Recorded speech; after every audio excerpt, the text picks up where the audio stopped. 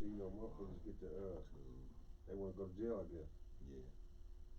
But the fucked up thing was, right when I was trying to set the little shit up at Jack Farrell Park, the nigga got killed up there. The nigga Ralph got killed up there. Yeah. So, but that's been a minute now, so I think if I can get Gene and them Soul Brothers behind me, I think I can do they it. keep the security right. Yes. What's happening, world? Happy Friday. Shit happening to G-Boy. After Juneteenth. Yeah, I know. We was waiting for him, too. All right, I said, well, it's time to snuff. Welcome to another episode of Waiting Cognac for it to Confessionals. I'm your host, Deshaun, here at Where Media Meets Studio. Sorry for the lateness, in conjunction with VJ TV, Farrell Films, History in the Making Entertainment, Keep It Cloudy Productions, Camouflage. Shout out to the Venus Lounge. We got a great ass night for y'all tonight. Sorry for the late shit, but we had Negro difficulties, and we gonna just keep it a buck. You know what I'm saying? Technology's a bitch. We hate that hoe sometimes. I'm gonna let everybody introduce themselves, starting with my co-host to the left. Hey, what's up with it, man? It's your boy Pharaoh, man, aka Pharaoh the Most. And as usual, it's your boy KAMM in the building. And our special guest tonight, the one and only. Come and tell them Oh, who you be. Your friendly neighborhood player partner, Kapone, Totally Insane, East Palo Alto, stand up, Midtown Alberta, In the motherfucking building, you know what I'm saying? Legend in this shit. Forever. So, what's happening, bro? Welcome to the show. Thank you for having me, man. Y'all got a nice setup, man. I like Appreciate it. I need an application, man. Hey, you know what I'm saying? We're always looking to expand the shit, but I want to first welcome you to the show. You know, you've been at this shit for a minute, man. Yeah, man. You know, I'm an old man up in this bitch, man. You know, you've been for y'all that don't know, you need to know, and if you don't know, get you some know. But what's been up with you? I mean, you've been in this shit for a minute. You know, you got many accolades. Hello, what's up, bro? I see you tuning in. What's good, fam? Whoever, for the people who are unfamiliar, which is like gotta be weird as fuck not to know. I tell shit like you want me to run the discography? Run that shit to these niggas. I'm from Totally Insane, man. You know what I'm saying? We started in 1991, direct from the back streets. 1993, Going Insane. 1995, Backstreet Life. 1998, the self-titled Totally Insane album featuring Scoot Dogg from Hood Stars. 2001, The Game of Life. Oh, he got the whole discography right. Nigga. Yeah, he a real one. Run this shit. We got a real one in this bitch. The first one. Yeah. We got this shit. Yeah. You know what I'm saying? And then the last one, The Game of Life, came out. Unfortunately, I was locked up. I had caught a case in 2001. So I wasn't out when The Game of Life came out, but we had some shit on that motherfucker, man. Neighborhood Rockstar is my favorite movie. Oh, man. Oh, that's my shit. It's my favorite Backstreet song. Life. Yeah. It's good to meet somebody who was the cause of me speeding so many times. Oh, yeah. My bad. Hey, for real, bro. Hey, for real, But bro. there was an era in this Bay music that if you were to check a rotation of any player, it would be Cold World Hustlers, Oh, that's my niggas. Totally Insane, Yep. 5150 and 11.5. Like that would be your whole. And Shout out RBL. to all my homies. That would be your whole music rotation. That's all my family and right stuff. there. So, you know, to be a part of such a dynamic era in the Bay and still be relevant, man. How do you feel being able to come full circle like this? I mean, shit, man. At the time, you know, in the 90s, it felt like it was kind of impossible, like, cause it seemed like the radio wasn't really getting behind us, bro. KML wasn't really getting behind us, but the streets niggas was fucking with us. Right. Tough. We got behind. So Tough. it was just kind of like we were just grinding, man. We were just trying to get it out there, trying to get the name popping. And at that time, looking at it, it didn't seem like it would turn into this. Right. I mean, So when you was in the middle of it, you didn't really didn't see realize it. that y'all was doing Right. some historical shit. Right, we didn't know. You know, we was trying to, we was working, trying to get it out there, trying to promote it, trying to get it popping. Right. And it seemed like hard work at the time, but I mean, shit, looking 30 years back, it's like, damn, a nigga still can get booked at a show. There you go. Nigga still dropping new music. Nigga still, man, we shooting a video tomorrow. That's what I'm I saying. got a record release party tomorrow. Let's You know what I'm saying? talk about it. So yeah, let's talk about what you got going on, and we'll delve back into the history and whatnot. So you dropped the St. Valentine's Day Massacre album in February. Yeah. You got February 16th. February 16th. You got some bangers on that motherfucker. Thank you. You know what I said? Y'all make sure y'all check my man out. Scan that. Tell everybody where they can find you at on social media first. Man, we everywhere. Shout out to Gazi. We on Empire Distribution. We everywhere. We worldwide. Major distribution. All right. So the people that don't follow you on social media, where can they find you on social media? I'm on Instagram at Capone. That's ADKAPONE. I'm on Twitter or X at AdCapUno. ADKAPUNO. I'm also at Facebook. I don't know what the fuck that is. / Kapone Insane, I believe. Okay. KAPONEINSANE. That's what's up. Yeah. So as you know, for my this, you know, I get giddy when just people I know from when I was younger and shit. You know what I'm saying? I give people their flowers, like I told y'all. Shout out to Remy. Yeah. We up that 1738 tonight as always. You know what I'm saying? Quality over quantity. You motherfuckers can have a gallon of regular Hennessy and you drink that bullshit if you want to. We drink good shit over here. Now this right here, they got this in the genie bottle. I don't know what this is. That's that flag. But it's probably that shit. 1738. You know what I'm saying? We put that presentation. But it's probably that shit. Hey, conversation run the nation. Procrastination is a violation. Run me my money, bitch. Now sometimes with the younger artists, yeah.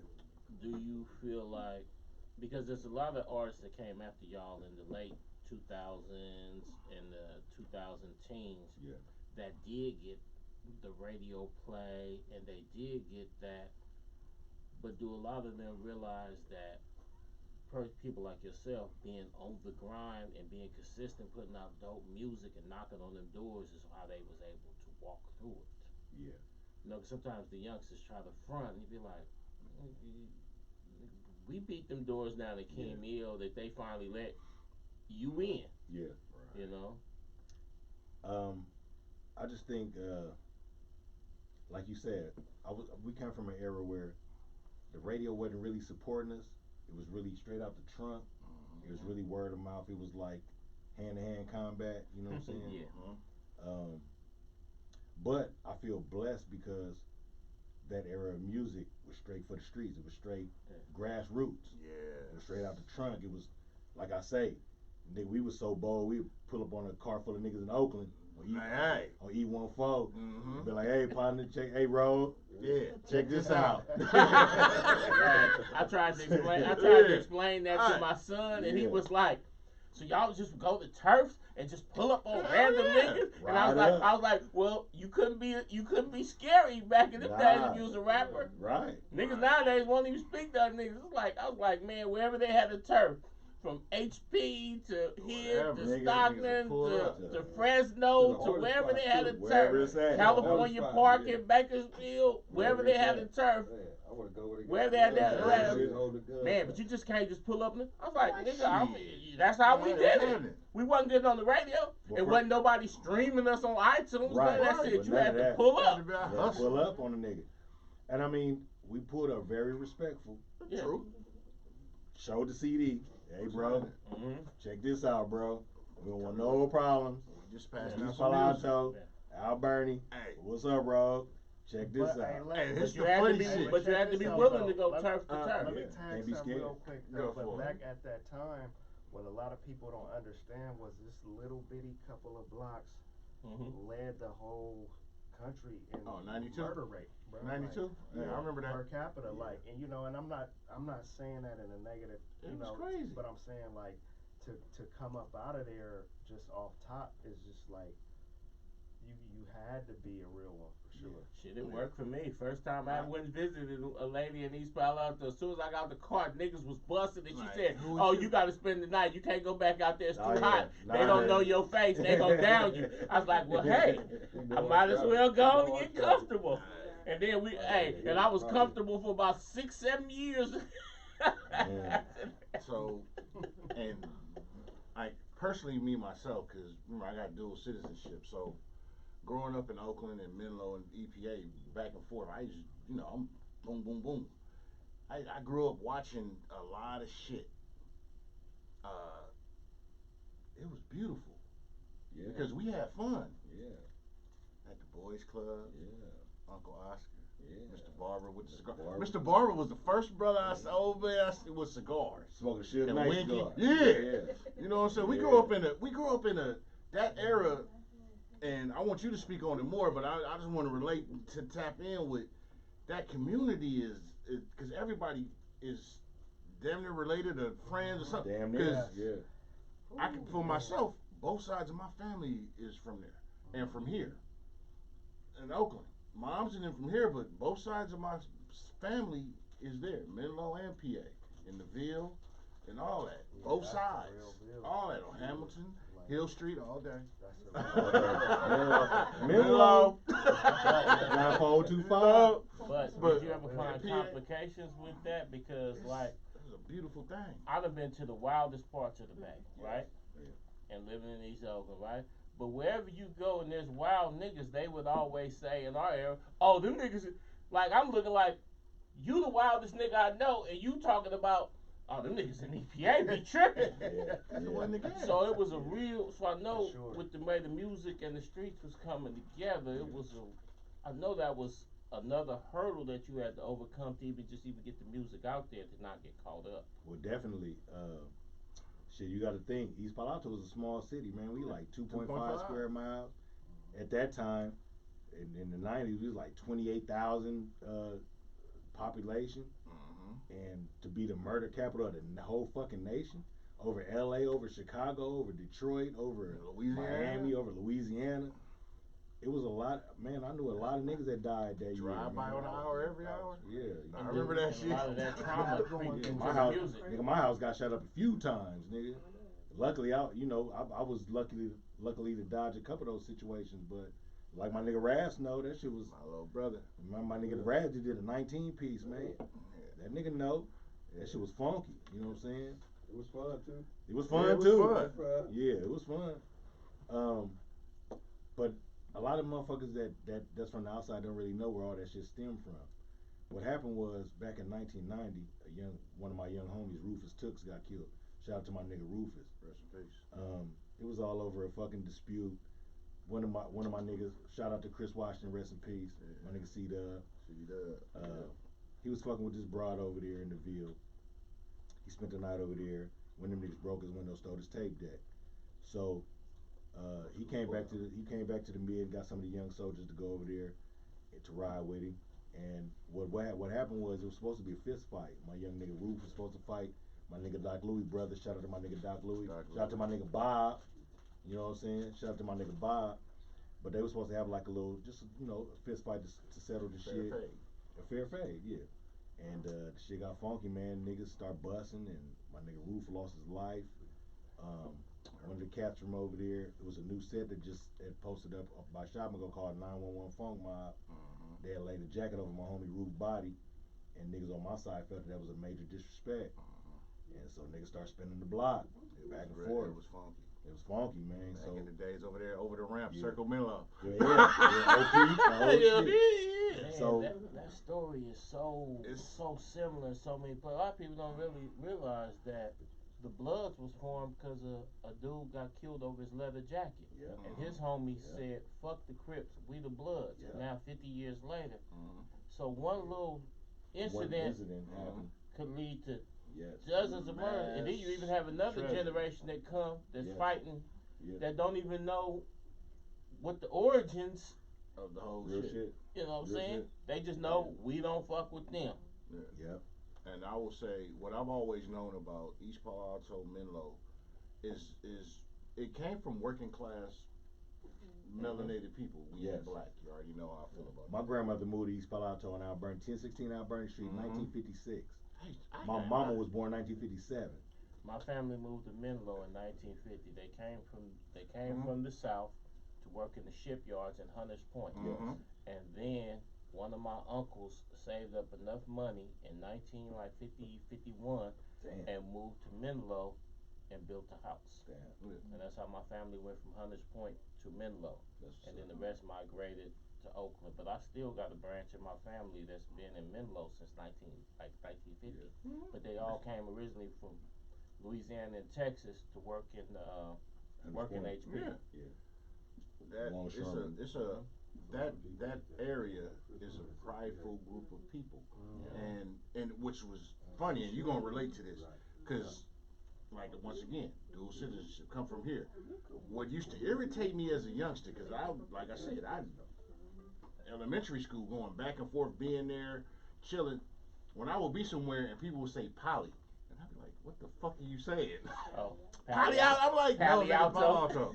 Poly, I'm like, East Palo Alto. Palo. P-A-L-O. So Where you get the poly from? Hey, I was a full-grown You on some adult. polyamorous shit, man? That's playing. Hey, I was a full-grown adult And then- still saying Palo Alto. No, what the funny shit though, everybody be like, why y'all call each other road?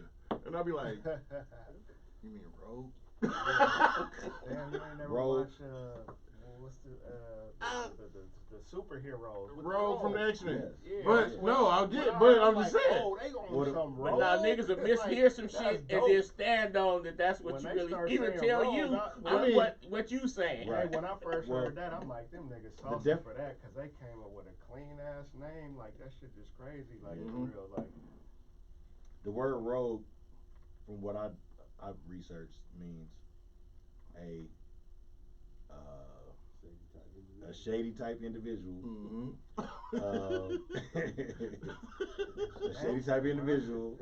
A motherfucker you might want to watch your pocketbook around. Don't fuck around. And growing up in East Palo Alto, like my nigga know, Yeah.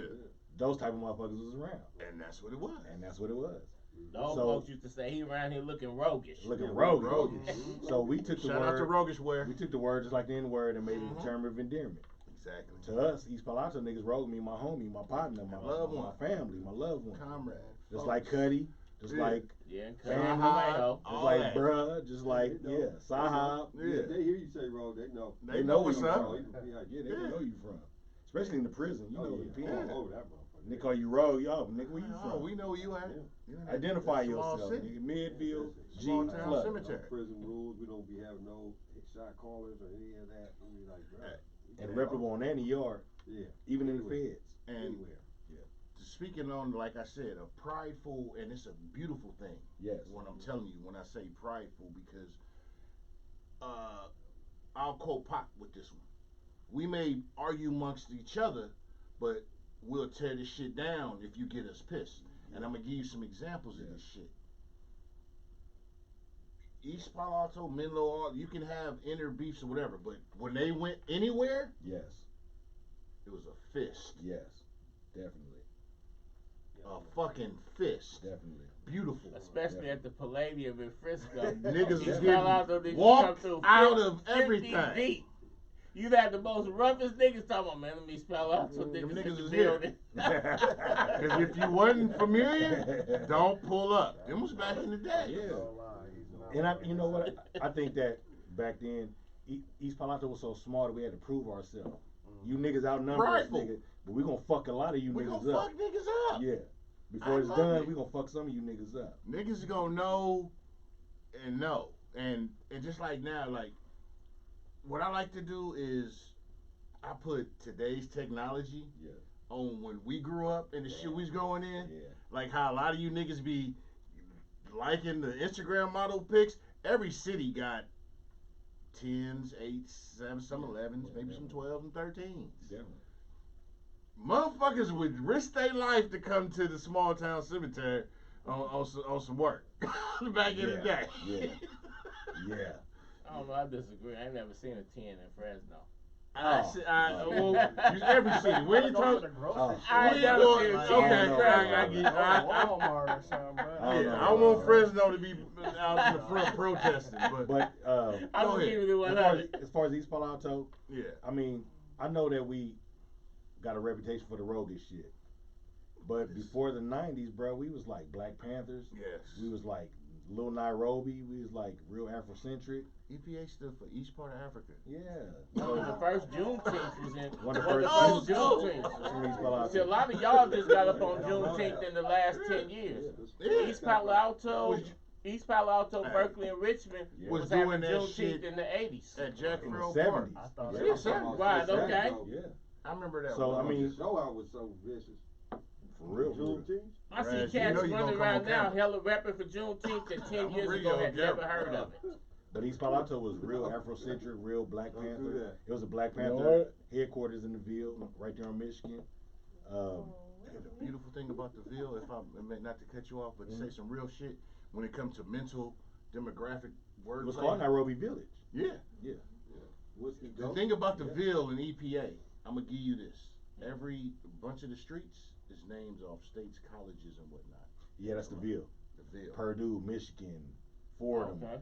Illinois, Gonzaga. Yeah. Okay, the gardens got The all gardens is all gardens, trees and flowers. Trees, exactly, because Azalea, that's where the jasmine. horticultural section was, and them Always motherfuckers been came a nice- and put Best Buy. The garden's over there. always been the nicest part of East Palo Alto. Yes. Damn, You I've ride been through through that there. motherfucker, I've that's the been through there and beautiful never knew that. Yeah. I noticed the It- names, but I Gardens, never you know knew that the hey, history to it. gardens, they had Gardens, all the streets in the garden named after flowers and plants. Jasmine, Yeah. Gonzaga, Mhm. Azalea, Yeah. Lilac, It's history.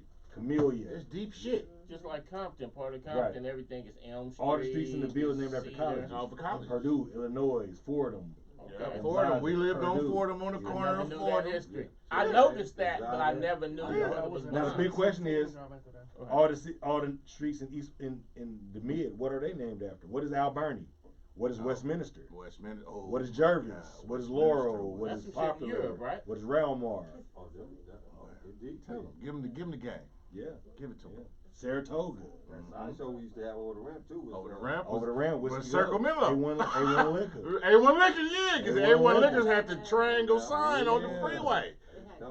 Back in the But day. one thing I can say. Hey, was you out there that night we got to with the Migos right there in the parking lot? Oh, remember- oh, Boy, they so- had that little bar right there next to A1 Liquor. Hey, Them Migos came out there extra juice one night. I'm gonna give you an ill one because I lived a life. This is the illest shit, and I told you this story before. So, like you said, we had A1 Liquor. No, we were in front of Circle Menlo one day, Ooh, one night. Menlo. Yeah, over the ramp. Y'all Circle sure. Menlo. We there. Oh yeah. Circle Menlo. Circle Menlo. We used to call it Circle Menlo. Yeah. Even though it was in Palo Alto, niggas used to call it Circle Menlo. Anyway, so this Migo come into the store loaded. He get a 30-pack of Budweiser, because back in the day, that's what you motherfuckers was drinking. I was not a Budweiser drinker. Right. I was on the block selling dope, drinking sake, but that's another story. Anyway, so he I go. believe that story about how you even got up on sake. I tell you that, you know me. I've always been the cultural Right, nigga. Mickey's. You Shout out niggas to know my who nigga my Sean. daddy is, nigga. You already know. Nigga, I'm Prince Hakeem in this bitch. Hold on. He a cultured nigga drinking sake, On the but he block. was also holding down the block. Ain't For that sure. shit? Talk You about got to. feeding both wolves. One foot, what do I do? I always feed both wolves, because if you don't feed both wolves, you go crazy. But I'm a cultured nigga that would knock your head off. the fuck off. So we sitting there, and Uncle Eric, rest in peace, love you. Oh my nigga E. Yeah, Oh. we out there. So dude come out the store with a 30-pack of Budweiser. I swear to God, this is the craziest shit.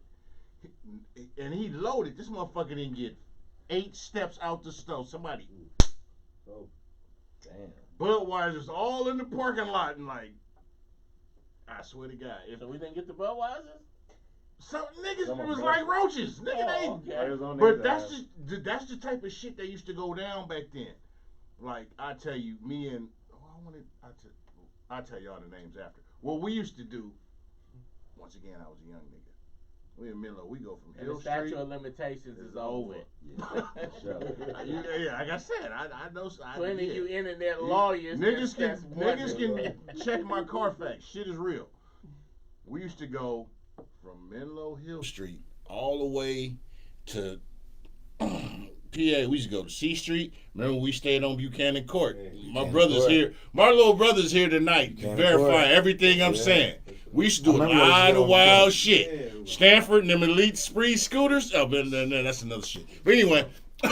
Shout out to the elite scooters, man. Yeah, them motherfuckers came up. Motherfuckers cost I $1,100, so you had to give out your bag because way minimum back. wage was $4 an hour The back niggas then. used to run. It's a group of niggas like these youngsters. We high energy.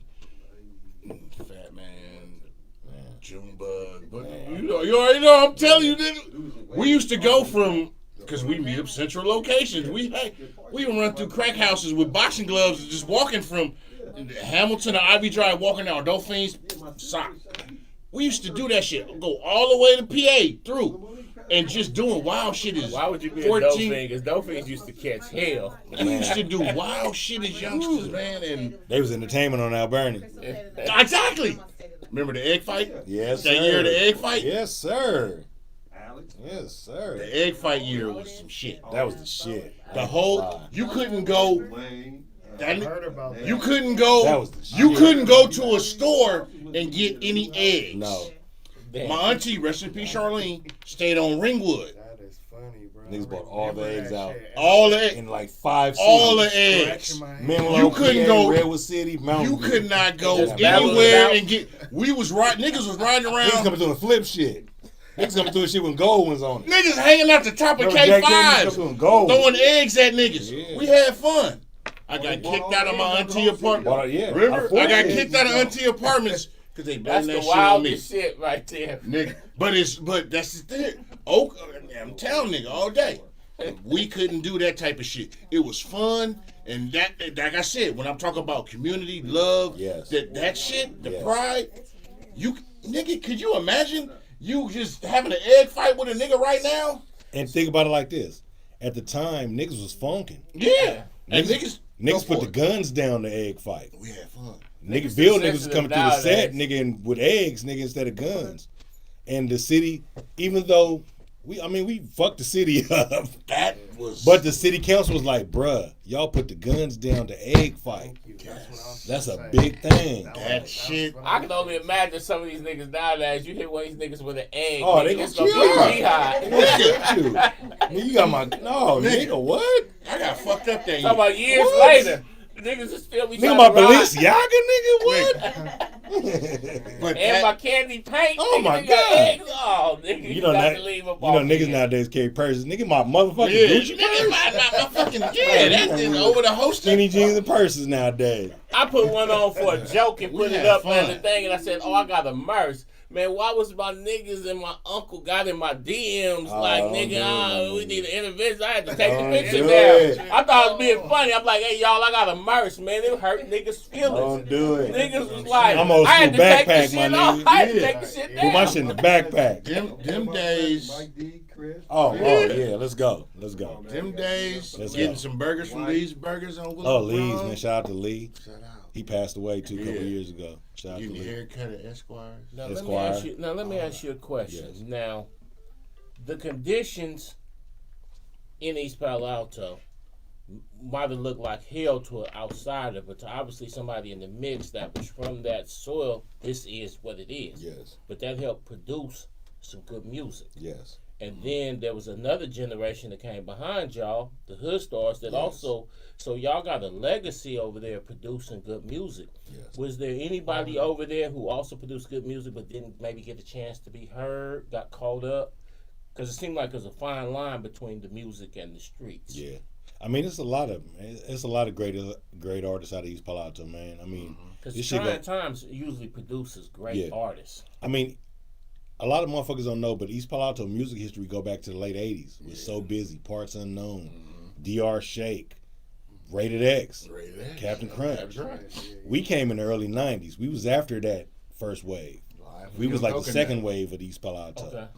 Us and Chunk and I forgot about SIC. Chunks. I don't Yeah, know how Black Chunks Mac. Chunk ended is up. a legend, That's my bro. nigga. We used to have Mac and hella AK. fun. Mac and AK. Yeah. That nigga Uncle Eric, man, E. And my uncle. Rest in peace to my nigga E, man. Eric Rizel, I man. love Yeah, I Rizel. forgot love about. you, Shout out to Uncle. Chunk. A lot of Chunk motherfuckers- and Mac and AK, they had some really. See, hot your music. uncle was part of my group in KOD, Kings of KOD, Death. the Kings of Death. Ravenswood Middle School, man. Mhm. Miss East put, yeah, that's I real was shit. letting you He go was there. part of that shit, Lil E, man. Yeah. I shout out the E, nigga. Yeah. Rough middle school though. That was Ravenswood was the shit. So, I mean, the back then we was from everywhere, man. Cause he was from the Ville, I was from the Mid, Chunk was from Menlo, Yep. Donnie Frambro and them was from the G, Doc Louie and them was from the G, from C Street. So we was trying to, at that time, we was trying to bring East Palo Alto together. Right. You know what I'm saying? and when we had the KOD popping, the funk hadn't even kicked off. We was kind of responsible for kicking off the funk, because what happened was niggas from both sides, from C Street in the mid, after, like I say, Rufus Def kicked everything off. Yeah, I remember that. After Rufus died, I remember that. and Rufus was supposed to fight Doc Louis' brother, Big Bob. Shout out to my nigga Bob. Pimpin', yeah. And after that shit went down, man, niggas was telling us from both sides, nigga, I don't want to see that nigga over here. And I'm sure niggas from over there were telling, don't bring that nigga over here. And they was trying to stop us from doing music together and shit. And we was like, fuck that. We got together, did the Kelly Park Talent Show, man, and that shit set it off. Niggas got shot up in that bitch. That shit was in the newspaper. But and they blamed it on you. They blamed it on us. I remember that. Yeah, I remember that. You like, nigga, have all facing reality. That was me and Doc Louis group at the time. Yeah. And they put y'all in the media slandering you? We was on Times Tribune front page. Yeah. They did my niggas. Local East Palo Alto group kicks off a riot. Woo woo, one shot. Woo woo woo, many injured. Woo woo woo. Yeah. That's some shit. That was the original, like today you say how irresponsible media is. Mm-hmm. Yeah. That was on a bigger scale of what these brothers was doing, and as a young nigga. Because what they didn't know, we was trying to bring the city together. Trying to have fun. It was a nigga from C Street and a nigga from the mid that was making music together. That was trying to bring niggas together and say, look, man, we doing music. We ain't with the shit. And that shit went bad. Right. But what it spawned was, it kicked off a whole revolution out of East Palo Alto. Because from that talent show came Direct from the Backstreet. Came Minister of the Game, Chunk. Came Doc Louis with his solo shit. That shit, it made all the KOD go like this, but we all start dropping shit. So Busy, Doc Louis, Totally Insane, Chunk, Rated X. It kicked off a revolution. Like, you know what I'm saying? And then after y'all, Jerry you had salute. Hood Stars and stuff like that. Who they got now? What's he? Now? You got Never Legal. Yeah, you got you. See, Never Legal. Hood? Yeah. Go ahead, tell them. Go ahead. See, I know the history. You know, because I remember the first Hood Stars was Totally Legal. What was it? What was the actual full name? Okay, Totally Insane was me, $10. Never Legal was a subsidiary of us. That was our young homies. Okay. Band-Aid Money. It started off with Band-Aid Money Mark. Okay. And then D-Dow and G-Man entered the group. They was another group called 94025 on the Menlo. What happened was Associates, right. PIC, Partners in Crime. I was Totally Insane, Associates, Never Legal, Chunk, Doc Lou, So Busy. That was a whole lot of different motherfuckers from East Palo Alto. But what happened was, everybody know the story of Totally Insane. Mike D gave me the bread to start Totally Insane, and with that kicked it off for the mid. Chunk was already on the Menlo. Chunk was shopping demos, and rated C-Funk and Sean T produced Chunk's first album. Shout out to Sean T. They got to deal with Tandem Records. I was on in a minute. We was on in a minute. Chunk got to deal with it. Shout out to In a Minute. Shout out to In a Minute. Jason what Blaine. What was our boy named Jason? Jason Blaine, Elliot Blaine. Elliot was the daddy. Jason was the son. Yeah. Shout out to both of them. Chunk kicked it off to me. Well, no. I got to take it back. Rated X kicked it off. Yeah, Rated X, a.k.a. C-Funk, a.k.a. Captain Crunch, a.k.a. Prozac. AJ, my cousin. Shout out to my cousin Prozac. They was the first niggas from East Palo Alto on the radio. What's up, Roman? On rotation. Him and Morris line for Cool your coconut. Shout out to my nigga Cool Breeze. Yeah. King Cider was Cool a little Breeze. brother. You know, King Cider was a little brother. Yeah. Cool Breeze, little brother. King Saddle. What was he from? What group was he in? He on Block Movement. Be Legit. Okay, right, okay. Yeah. But Rated X Parts Unknown really kicked it off. Damn. Parts Unknown really kicked it off. You're right. DR Shake. Yeah, Parts Unknown kicked it off. So Busy. Motherfuckers forget about So Busy. Yeah. Motherfuckers forget about MOG. I said, Sean T, I Murder One Gangster. MOG. So I mean, before Totally Insane, it was already motherfuckers coming out of there. It was. And shout out to the ladies, Female Funk. Female Funk. Yeah. Female Funk gave us Pam the Funk. Oh, We was with God, TC. I told you we was with TC at the Boys Club. So the hardest females could come out the Bay, period. Big Tati baby. Shout out to Juju. I still fuck with Juju. Big Tati Baby is out right now ripping it up, and she's a descendant of female funk. Yeah. Yeah. Her mama was in female funk. Oh shit. Oh yeah. Big Tati Baby. Yeah. So she's doing numbers. Yeah, I mean, in the late 80s, early 90s was a revolution coming out of East Palo Alto. The way we got on was one of the pioneers out of East Palo Alto, Zero Lark, had a demo out. And he the one that introduced us to TC in Bankroll Studio. One day I was coming home I went to Claremont. You know, all the niggas from the Mid and the G. You know the G? Yeah. We all went to Claremont District. All the niggas from the Ville was Woodside District. No, I went to Woodside. I went from Menlo was MA District. Yeah. Right. I lived in Menlo, but I went to Woodside. Right. I had a choice. I went to Claremont. Yeah. So one day I'm coming from Claremont, Mike D out there washing the Cadillac with hella slap in That it. motherfucker was nice. Yeah, hella slapping that bit. White with the blue top. Yeah. Beastin'. I'm walking by and he flagged me down. Now, Mike D was just like a neighborhood superhero. Him and his brothers. Washington was like them niggas. They was the guys. They was the guys. So by him even acknowledging me, flagging me down, talking to me was a privilege. So he pulled me to the side. He was like, "Hey, bro, you know, I seen y'all at the talent show, man. It's fucked up. It got shot up, man. But y'all niggas y'all was rocking before it got shot up. Y'all ever thought about going to the studio?" And I was like, "Yeah, me and Doc be fucking with the little 4-track. My nigga Doc, Uncle Jabo had a little 4-track. Rest in peace, my nigga Jabo. He had a little 4-track studio that we was recording on. But he was like, nah, I'm talking about some real shit. I'm talking about really laying down some demos." And I was like, "Well, nah, you know, nigga ain't balling like you, nigga." He was like, "Well, check this out, nigga. Go find out how much that shit costs. Come holler at me." Man, just to have a 4-track, you had to be balling. You had to be balling. That's what's crazy. And these niggas, like, but Jabo when they was making blues music, they was making. Let me interject. You gotta remember, to a youngster that's recording now, y'all might not understand the significance of that. But the very first time we went to the studio, we went to Hyde Street Studios, and it was $100 an hour. Yes. 8-hour minimum, Music and and that was X-Men. from midnight You had a minimum. to 8 a.m. You had a minimum. And you spend $800 one session doing the strings, another session doing the background vocals. You can get on the computer right now and make an album tonight. Back in them days, it would take us about $4,000 to do one song. It took a year for an album to come out back then. Because back then they had And reel you to spent reel. about $30,000. And for you to strike the reel, V12. for you to strike the reel takes an hour. If you got a 60-minute reel, it's gonna take you 60 minutes to strike that motherfucker. Yeah, Romans Bakersfield College Renegades rap group. So, Mike gave me the bread, man. Mike, you know, told me I went home. I wrote down. I talked to TC. Shout out to my nigga TC. I talked to TC. He told me it was $30 an hour. He asked me how many hours I needed. And I said 100. Fuck it, I ain't know. And he told me 3 G's. I went back to Mike. I wrote all the shit down on binder paper. Took that shit to Mike. Man, that nigga went to the trunk of Trapper paper. Yes, Trapper sir. notebook. Yes, sir. The motherfucking. Yeah. I ripped the page out, ran around the corner, gave that shit to Mike. That nigga had a dusty ass white Toyota Tercel sitting in front of his mama house, big cat house on Westminster. And you wouldn't touch it. Man, that nigga went in the trunk, and that nigga put out a paper bag, looked like it had cheeseburger grease on that motherfucker. From Lee's. Probably, yeah, a Lee's bag. Man, nigga threw that shit to me and said, "Nigga, count this, use this shit." It was like 10s, 25s, and 1s. Crumbled. Man, I went to the house. Me and my bruh dog, shout out to my nigga Ray Bones. Yeah. My bruh. Older brother. Yeah. Counted that motherfucker out on my bed. It was $5,800. Man, We in the game now. Nigga, we on. It's on. Mike D put us on.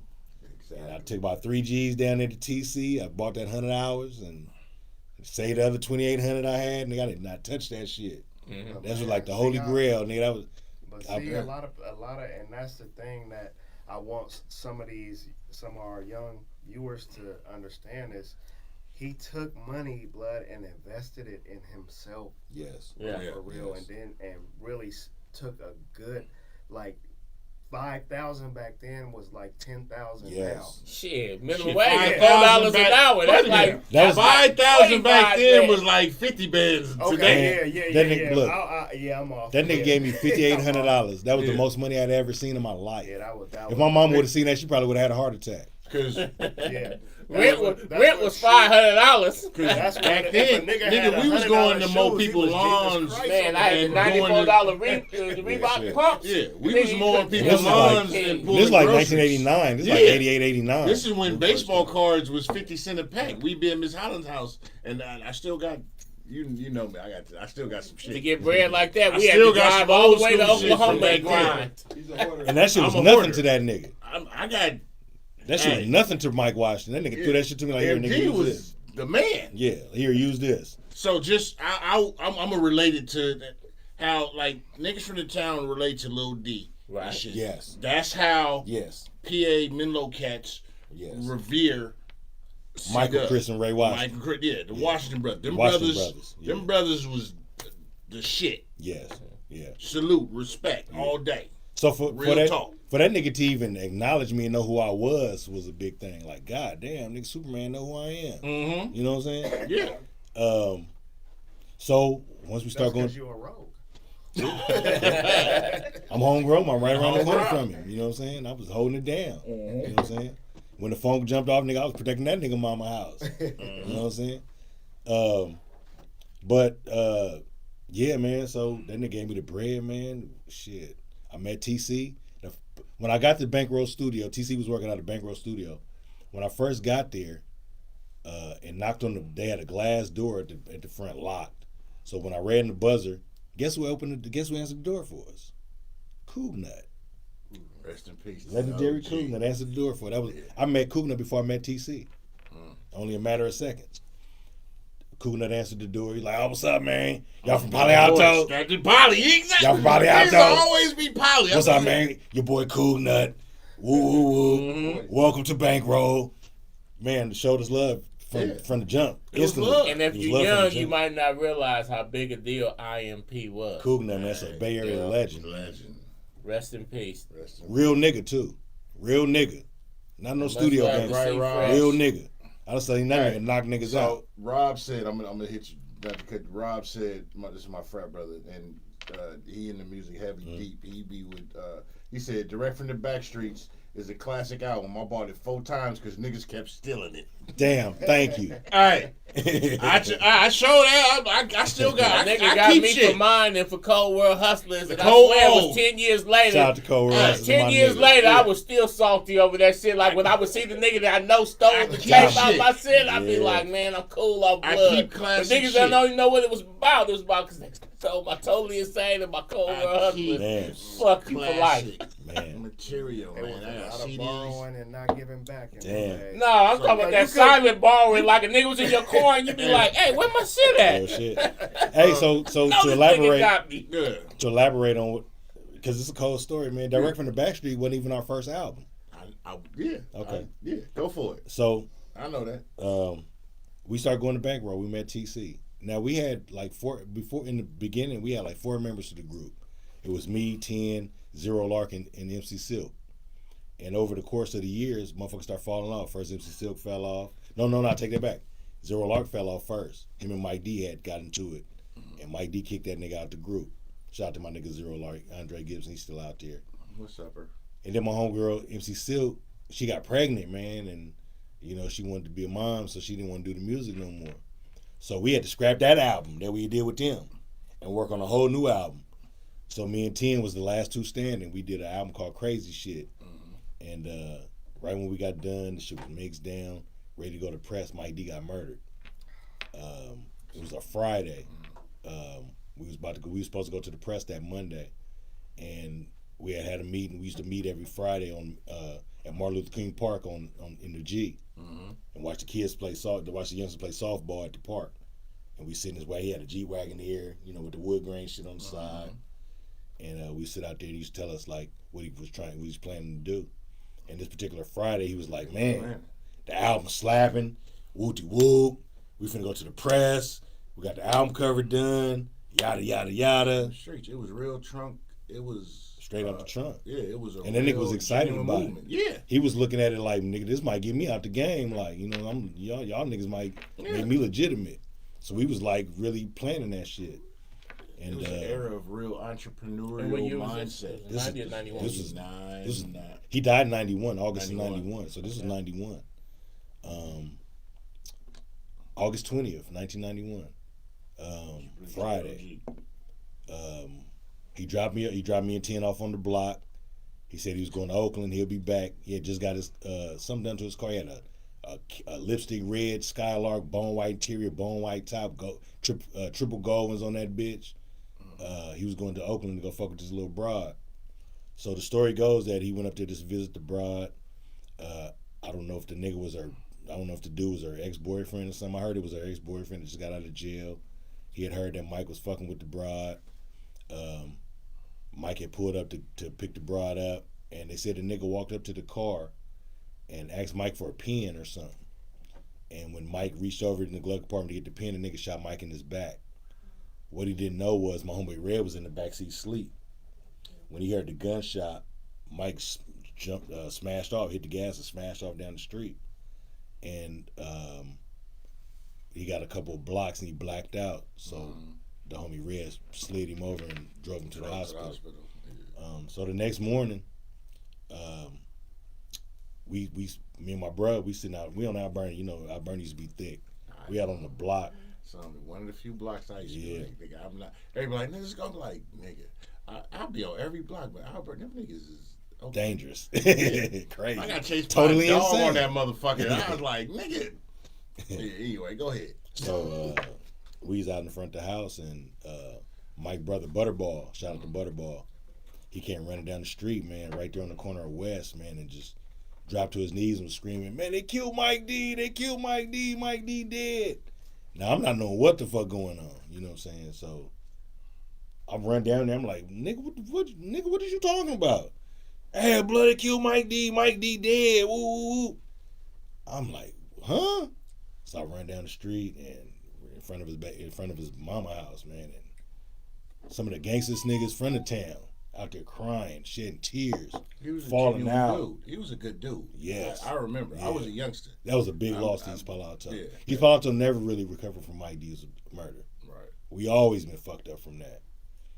Him and Chris were some cool dudes. Yeah. So Mike D dead. I was a pallbearer at the funeral. So about a couple weeks to a month later, we get at Chris. We like, our album is done, it's ready to go. All we need to do is pick it up out the press, you know what I'm saying, yada, yada, yada. You gonna do it? Right. At the group, he had a group called Black Dynasty from Oakland. Shout out to Black Dynasty. Oh, he put out Black Dynasty? He put out Black Dynasty. Let me tell you something. I once sold a Black Dynasty tape for $50 in Fresno. The Roots is deep. Because it had sold out there. Right. And we went through a music store, and dude said, I'll give you $50 for one. And we came back up, and we went to Music People. Yeah. Yeah. Which was the home of In a Minute. Yes. And I bought some copies and took it back out there. Yeah. So at the time, Mike was producing us and SIC. Shout out to K9 and Mac. K9 and Mac, yeah. He was producing us and SIC. And Chris was producing Black Dynasty. Mm-hmm. So when Mike died, my nigga crack. I mean, at the time, X-Clan, Public Enemy, Poor Righteous Teachers was popping. KRS-One, BDP was popping. So it was kind of more Black Power at that time. Yeah. It was more Black Power at that time. But for the context for you youngsters, even though the East Coast was that and Poor Righteous Teachers, we had RBL Posse and Pooh Man and Short doing mad numbers, but Short was on Jive. But RBL Posse ended up being on Atlantic, but out the trunk. Yes. RBL Posse and Pooh Man was doing. Yes. I mean, I'm talking about niggas doing 200,000 through the one stops and out the trunk. Yeah. So that was the numbers they was doing in the streets would be the equivalent of a nigga doing 4-5 million now with the streaming. Right. Oh man! Oh shit! I got a cold story about that. Because we're kind of responsible for RBL too. We were talking about that. What happened was while we was recording direct from the back street, it was two dark skinned niggas always there every day, like just sitting in the corner, just kind of just taking notes, like. So one day I asked T, "Hey, blood, who's them niggas?" He's like, "Oh, this my nigga Black C and Mr. C, man. They got a group. Shout out to Mr. Mr. C and Hitman. Hitman. Yeah. And he was like, "Yeah, man, they put their album together. They just here just checking out how y'all get down and shit." So we bonded a friendship from that day. What happened was, when they finished their album, we did G's by the 1, 2, 3s. Yeah. I ain't trying for the nigga. Right. His plan was to merge East Palo Alto and Frisco together. It was a beautiful thing. Niggas It was was really like trying it was to. like an organic. We was already thing. fucking with each Niggas was other. trying to fucking with each other. Yeah, we was Niggas already was going to Frisco, hanging out with them shows niggas. You hang out. Yeah. Because niggas went to here's the thing.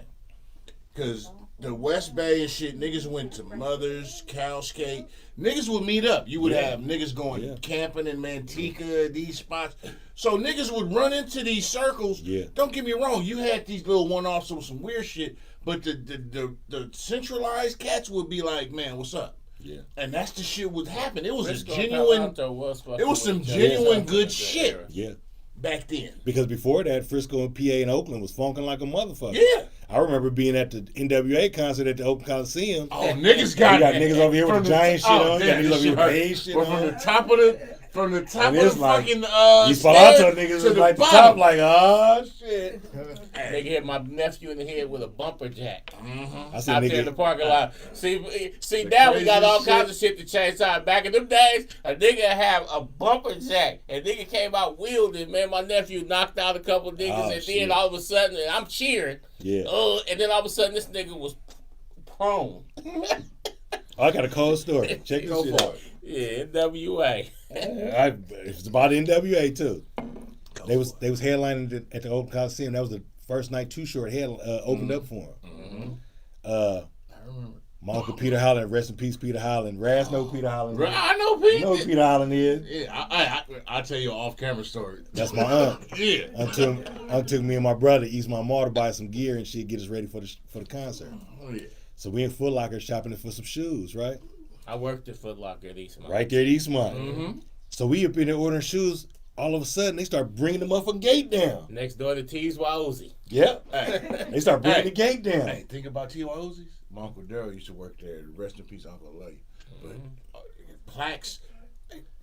T.Y. Uzi, If the man. gate was coming Original. down, it was time to get up out of there. So what happened was, so they bring the gate down, and I just seen like some security motherfuckers rushing some niggas in all black in the fucking store. So, we still shopping for shoes. We ain't really paying attention. Mm-hmm. So by the time we paid attention, it was fucking NWA, bruh. Easy Cube, Ren, Dre, Yella, and they bodyguards. So, they locked the thing. It was motherfuckers gathering outside and shit. They was trying to, they was rattling the motherfucking cage and shit. Yeah. And it was right before the concert. The concert was like in a couple hours. Mm-hmm. So they shut the motherfucking Foot Locker down, and we was locked in that motherfucker, man, until the, you know what I'm saying?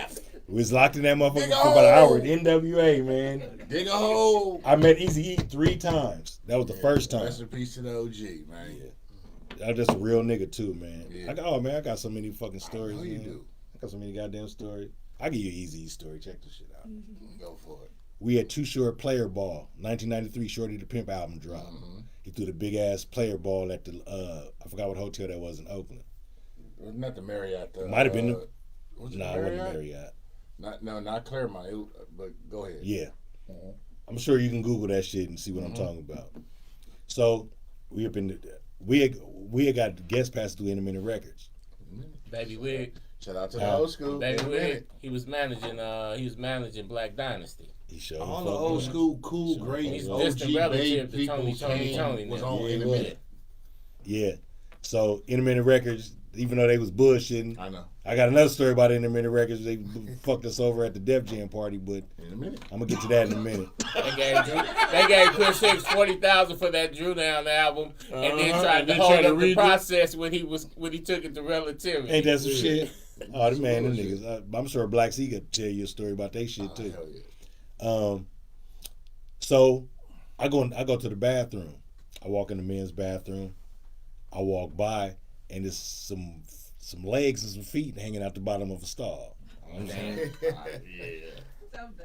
Right. My bad. So I walk by to go use the bathroom, and I accidentally seen some shit. Mm-hmm. So on my way back out the stall, I apologize. Oh, excuse me, bro. Woo, woo. This before the No Diddy. This for the No Diddy. And it wasn't a dude. Yeah, one is. I know. So I'm at the sink washing my hands, and I hear a motherfucker walk up next to me like, "Hey man, my bad, homie." So when I looked over, I had to look down, It was Easy motherfucking E. Washing his hand, ain't my bad, homie, woo woo. I'm like, oh shit. Hey man, so I immediately go into sales pitch mode. Hey man, my name is Kapone from East Palo Alto. We're totally insane. Woo woo. Matter of fact, check it out. I got a CD. Bam. I hit him up with the whole spiel. So I finish my shit. I go out the motherfucking bathroom. Yeah. So I'm going out there to tell TC and 10 what the fuck just happened.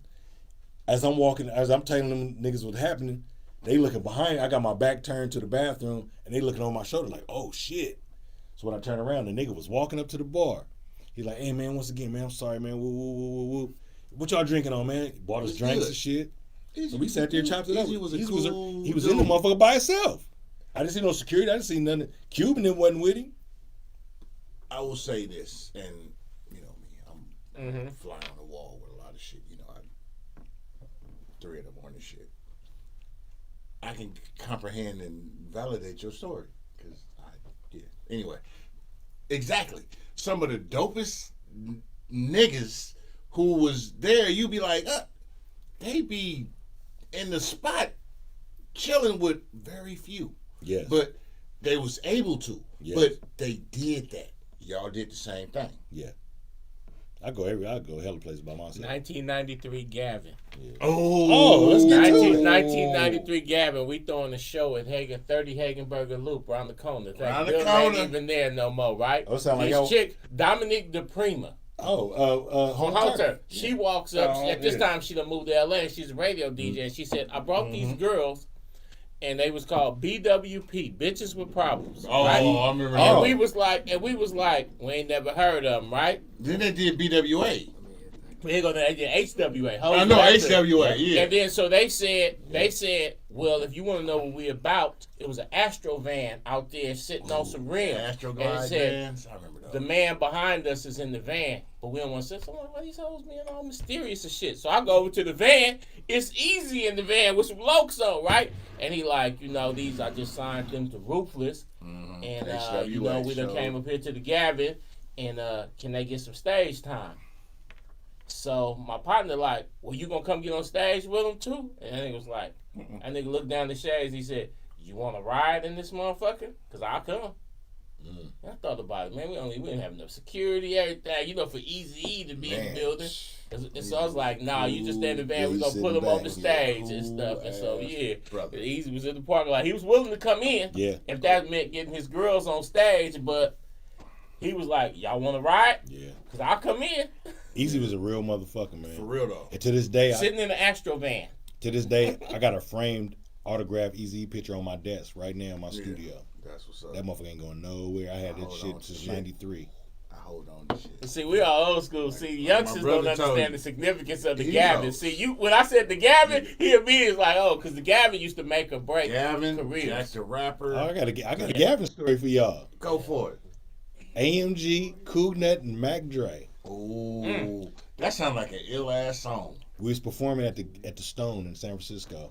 Yeah, 410 Broadway. Yeah. No, no, wasn't on Broadway, but 410 was the address to the Stone. AMG was headlining. Mac Dre, RBO Totally Insane was opening for him. Yeah. So when we did the sound check, AMG wanted niggas to leave so he can do a sound check. And of course, Bay Area niggas got offended because we don't do no shit like that. Bitch better have my money. Yeah, bitch better have my. That's when that shit just dropped. He was hot. Jingle Pie, all the shit. They played that Boss was his sister. That wasn't his sister for real. I know. Yeah. But that was the storyline of that's his sister. So he made us leave so he can do a sound check. And of course, I don't know if you know Cognac. Yeah. He don't play that shit. So later on that night, the Gavin was in Frisco that night. 1 year was in Frisco, the next year was in Oakland. It was like the Bay had it 2 years in a row. That year was in Frisco. So we had a showcase that night in Frisco, and AMG walked through. Nigga, Cognac and Mac Dre was on that nigga ass. The nigga walked through, Cognac hit him up first. Hey, check this out, partner. With all that old, nigga, check this out. This is Bay, nigga. We gonna play that old punk ass shit out here, nigga. You gonna make a nigga leave so you can sit, do your sound check. Like we gonna steal your music or something, nigga. We got music out here, nigga. Rest in peace. So Mac Dre sliding in. Check this out, Cuddy. Niggas out here, nigga, we on some player shit, nigga. We ain't on that sucker shit, my nigga. The Mac Cuddy. is the Mac. Cuddy. Peace to the Mac. Hey, you know Mac Dre might be related. You know we got the same last name. I know Hicks. I know. You know. I know. I used to work with his daughter. Shout out to Drenay, man. Cool part about it is that, man, one time at one point AMG was rolling with Quick and Second and None and this and that. They right? had bars. But when Quick, you Second and None, ask, High but the C. thing is that when you would ask them about him, like, hey, what's that AMG? What you? I never met nobody like Blood. Quick fell out Even with his him. own folks. Yeah, Quick wasn't fucking with him. Even his own folks. Nobody liked Blood. What's wrong with him? What's up with him? Yeah, he rubbed everybody the wrong way. That sucker ass shit really rubbed Cognac and Mac Dre the wrong way. I Them know. niggas, they was good. They was on his ass. So They was serious. I want to touch on a half of something because let's give some flowers. We're giving you yours always. We're gonna do that to your road dog. He'll always be Mac 10. I respect. I love you to death, bruh. Cuz I love you to death, but I'm not gonna call you $10. Free my nigga 10. Free my nigga 10. Phil. He in the feds, bro.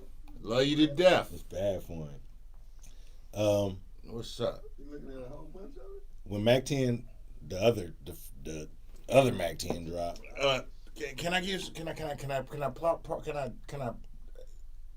Can I lay the groundwork real quick? Go ahead.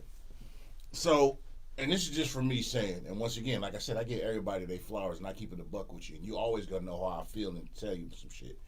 So when y'all came out, because I was a young nigga, was there, living, knowing it, and in the street. Like I said, we got Candy at Miss Holland House. We was at the boys club playing basketball.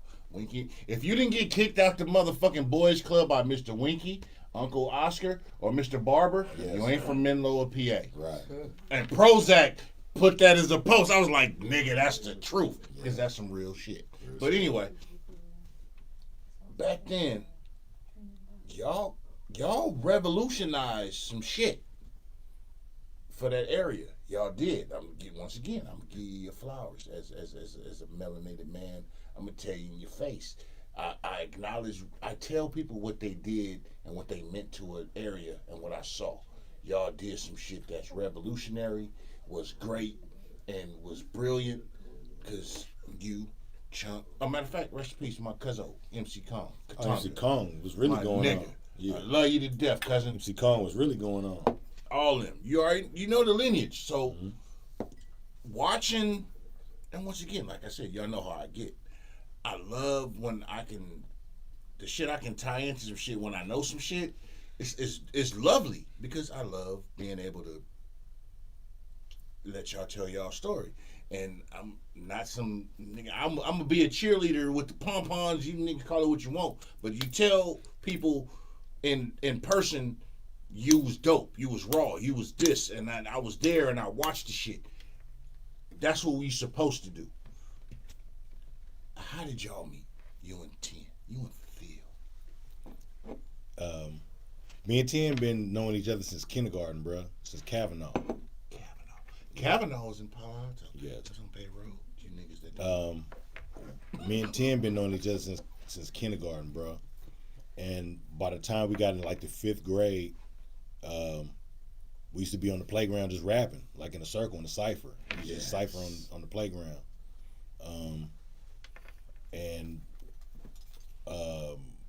All the niggas that used to rap, from me, Chunk, 10, Doc Louie, E, rest in peace, E Young. Rest in peace, Mom. The Glenny Glenn, the Donnie Fran, bro, the Bruce, the niggas KOD was like 10 deep. That was 12 deep. 12 deep. I know it. Yeah.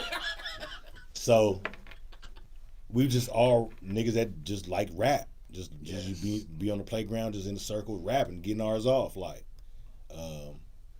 And we just kind of like linked up. We was from all different areas. Niggas from the G, niggas from the Mid, niggas from Menlo, niggas from the Gardens, you know what I'm saying, the Ville, Fludder, over the ramp, niggas from everywhere in that group. My nigga Bruce was a motherfucking Tongan. Shout out to my nigga Brucey B. Bruce Leopaga, he was a Tongan. My Uso nigga. So never mind. I'll tell you later. So I'll tell you later. Miss East, bro, he was our English teacher that really opened the arms to it, bro. She used to let us come in our classroom after school, let us go in the music room and polish up our shit. Yeah. Let's get on the mic, let us practice, let us, you know. She really was fucking with us. Yeah.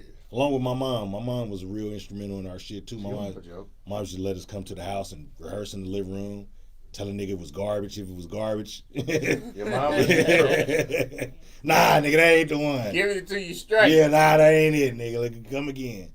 That's no moms. The house of Mom pain. Kapone ain't no joke.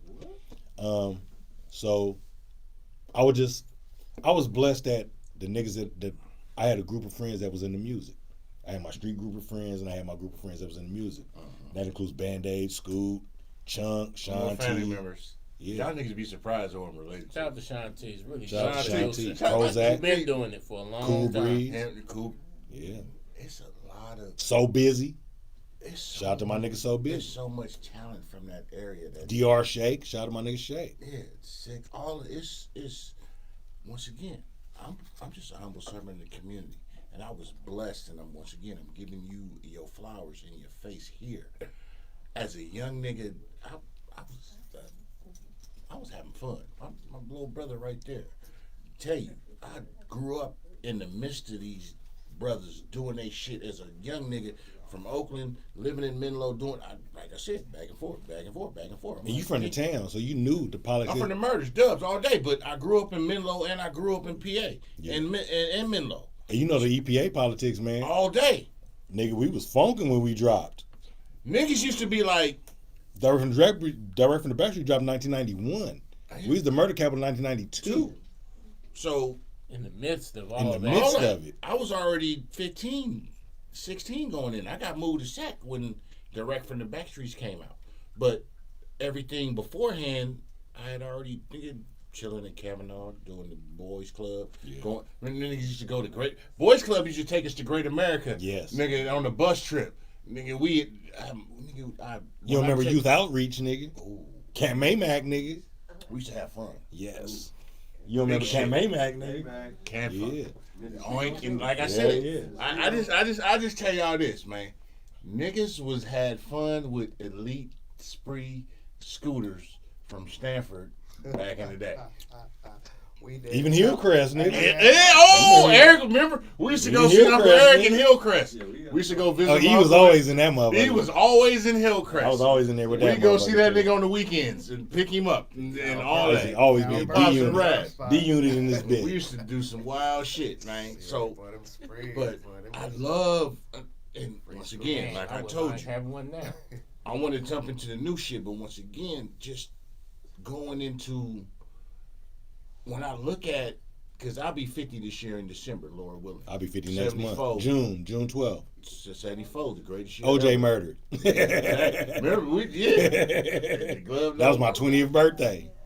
Yeah. But watching and realizing everything, you replay shit that you go through and you see and you experience in life.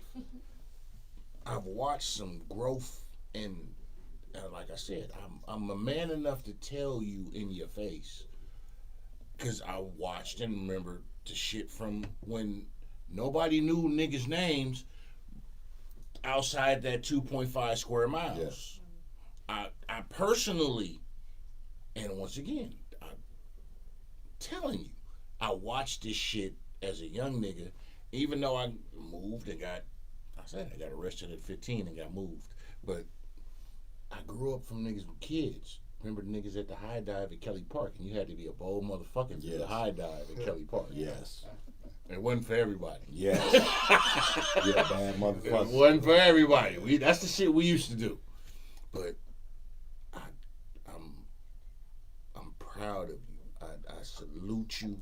I'm giving you all respect due to you, because once again, you sitting in front of me, your first major album came out when I was still in high school.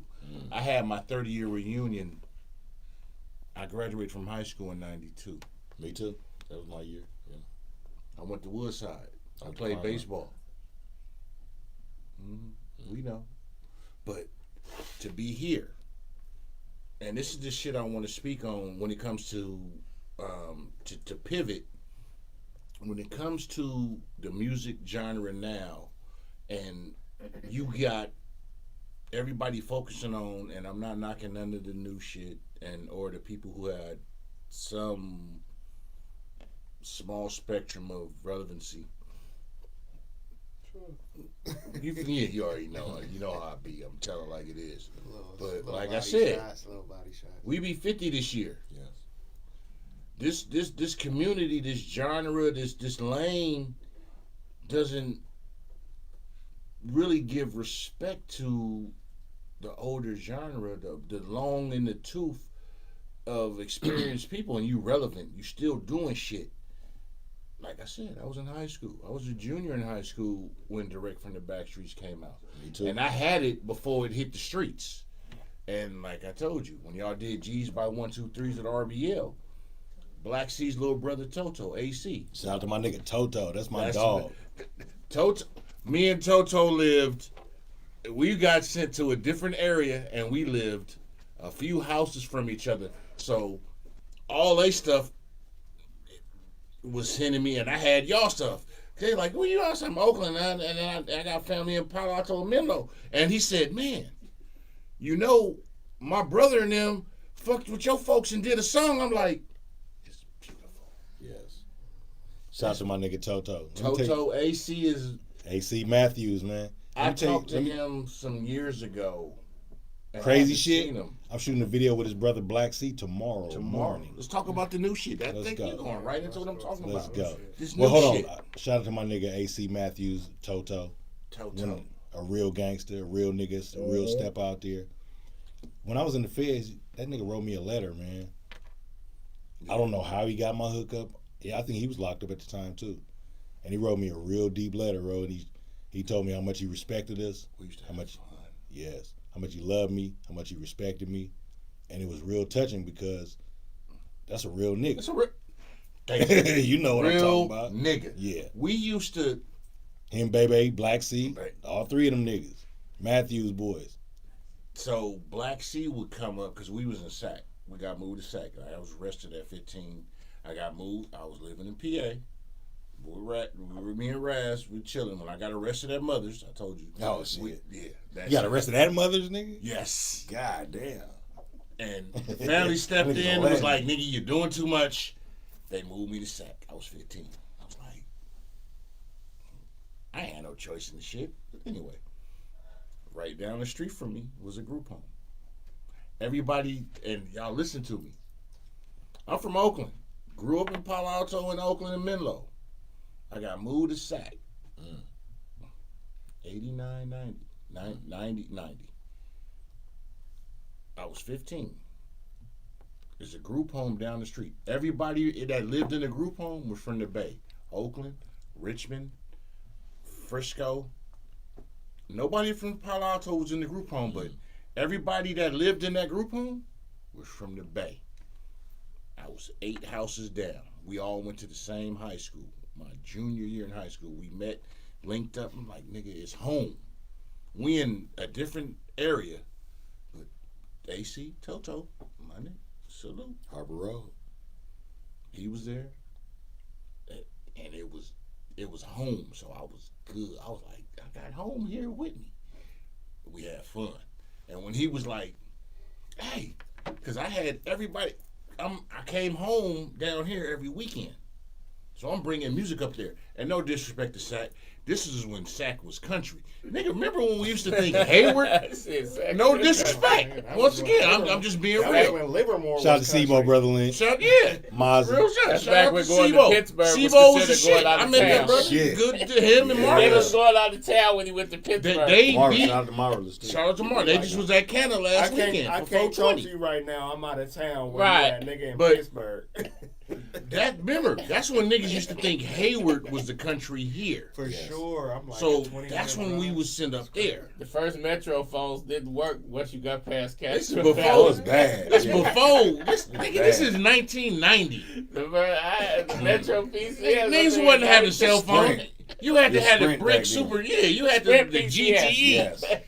Yeah, so Yeah, it's Sprint PCS. And if you got past Castro Valley on this end, and you got past maybe tell you what's Padone happening. on that It's a end, wrap. you didn't have no phone. But back then, it was it was love because once again, just like with PA, it was a prideful group of people. Yes. In that setting. But when you went outside, don't get me wrong, you fight and argue amongst each other. But when you went outside, that 2.5, see, I'm gonna tell you old school, nigga. I was out there when Dumbarton Bridge was a wood bridge. Yes. Ooh, Remember that? You went back. Remember that? When it was a wood bridge. Yeah. One lane that way, one Wood lane this bridge. way. Yeah. Rickety as a motherfucker. Nigga be That scared crazy- as fuck go over that bridge. Hey, the craziest shit. Back when smart people would go up the 101 Hey, and come over nigga, the yes. 92. Yes. To go across Hey, that San shit. Mateo Bridge. Hitting Yeah, shit like on the Queens ramp, Line, on the they make overpass it to across go the from bridge. Menlo Yeah, bridge. to that shit hurt. To the other side, the rich side, yeah, we was back in Ringwood. I told you my auntie stayed on Ringwood, and the overramp, the overramp was right there, right next to her apartments on Ringwood. They go to the white side of the freeway over 101. Yeah, that's old school. But Rest in peace, O.J. Simpson. yeah, recipes OJ. HP's minus. And you know my birthday, man, was on the day that O.J. murders, man, June 12, 1994. That was my 20th coming. birthday. Remember when It's they lied on him. Yeah, right. That's I don't true. believe he did that shit. I don't believe he did that. So if he did do the shit, he He had some didn't. help. So whatever story that the police Right. put out there, the shit wasn't accurate. He What about didn't. Glenn Rogers though? He didn't. What OJ about the didn't. white boy serial killer? That was Who just happened to be conveniently tapped right. in with. That was Nicole's handyman. So No, they locked in on him. They wanted and then OJ. tried to make the story. the and gloves everything. didn't fit. The shoes, the shoe prints that was at the scene didn't match. It was so much, but we. How know you that stab motherfuckers 60 for some times and only found 3 drops of blood in your Bronco? They don't have. You that. stabbed him 60 sometimes. Yes. Got Slit his back, throat. drove back home, changed clothes, and made it to the airport in 25 minutes. Oh, And they found 3 drops of blood The in your Bronco? timeline was just didn't. The timeline So, just cause didn't I'm- work. That shit didn't add up. But the amount of motherfuckers to get emotional Spider-Man. over that shit. Oh, OJ did it. OJ like, I don't know. The niggas that sat in the courtroom heard all the evidence and said he didn't do You it. see, that's who watching and they comment. What's up with it? Lamar Russell, what's up, player? Oh, that's the homie. Sean Thomas? Mm-hmm. Joseph Lucky, what's up with it? That's cousin. Okay, what's up with it? Y'all got any questions, man? Ask me what you want to ask me. Here's some shit, man. I work from Show you Backstreet's that a classic album. I bought it 4 times because niggas kept stealing. Hey, man. Yeah, that's right. Motherfuckers was stealing my shit, too. my Hey, what's so cold? When we man, we used to have boxes of that shit in my house, bro. Alright. And niggas, I ain't gonna lie to you, bro. My own homies on the block was used to steal our shit. All today. Niggas nickel and dime, nigga, blah, I got 5 for you right now, blah. I owe you another 5. Ooh, I'm gonna hit you with an old one. West Sound. West Sounds. Oh, shout out to Eddie motherfucking Tebow. Eddie, let me tell you something about West Sounds, bro. West Sounds, Eddie Tebow in particular, put us up on a consignment game. Mm-hmm. At first, we didn't know what the fuck that shit was. So, the first time we took CDs and tapes to Eddie Tebow, he said, "Look, Ad, I'm gonna teach y'all the game. It's a thing called consignment, to where y'all can, you know what I'm saying, you can charge a record store this amount of money and get your bread, woo. And he put us up on the consignment game, man. He really sat us down and taught us that shit, man. He was really serious about teaching us that shit. He was like, bro, y'all my hometown niggas. I want y'all to know this shit. Because I'm behind y'all. I'm rocking with y'all. LP. Yeah. That's how you distributed your music back then. Music T.Y. people out Uzi, here. Creative What's Music, that one that was Creative on in Music San out of Rafael? Frisco. What's the place that was in San Rafael? Rasputin's? Nah, it was a distribution company. City Hall. Right, okay. Then you had Walt. Then City you Hall. had Selecto Hits. Selecto Hits. In the South. You had George's Music Yeah. Room in Chicago. Yeah.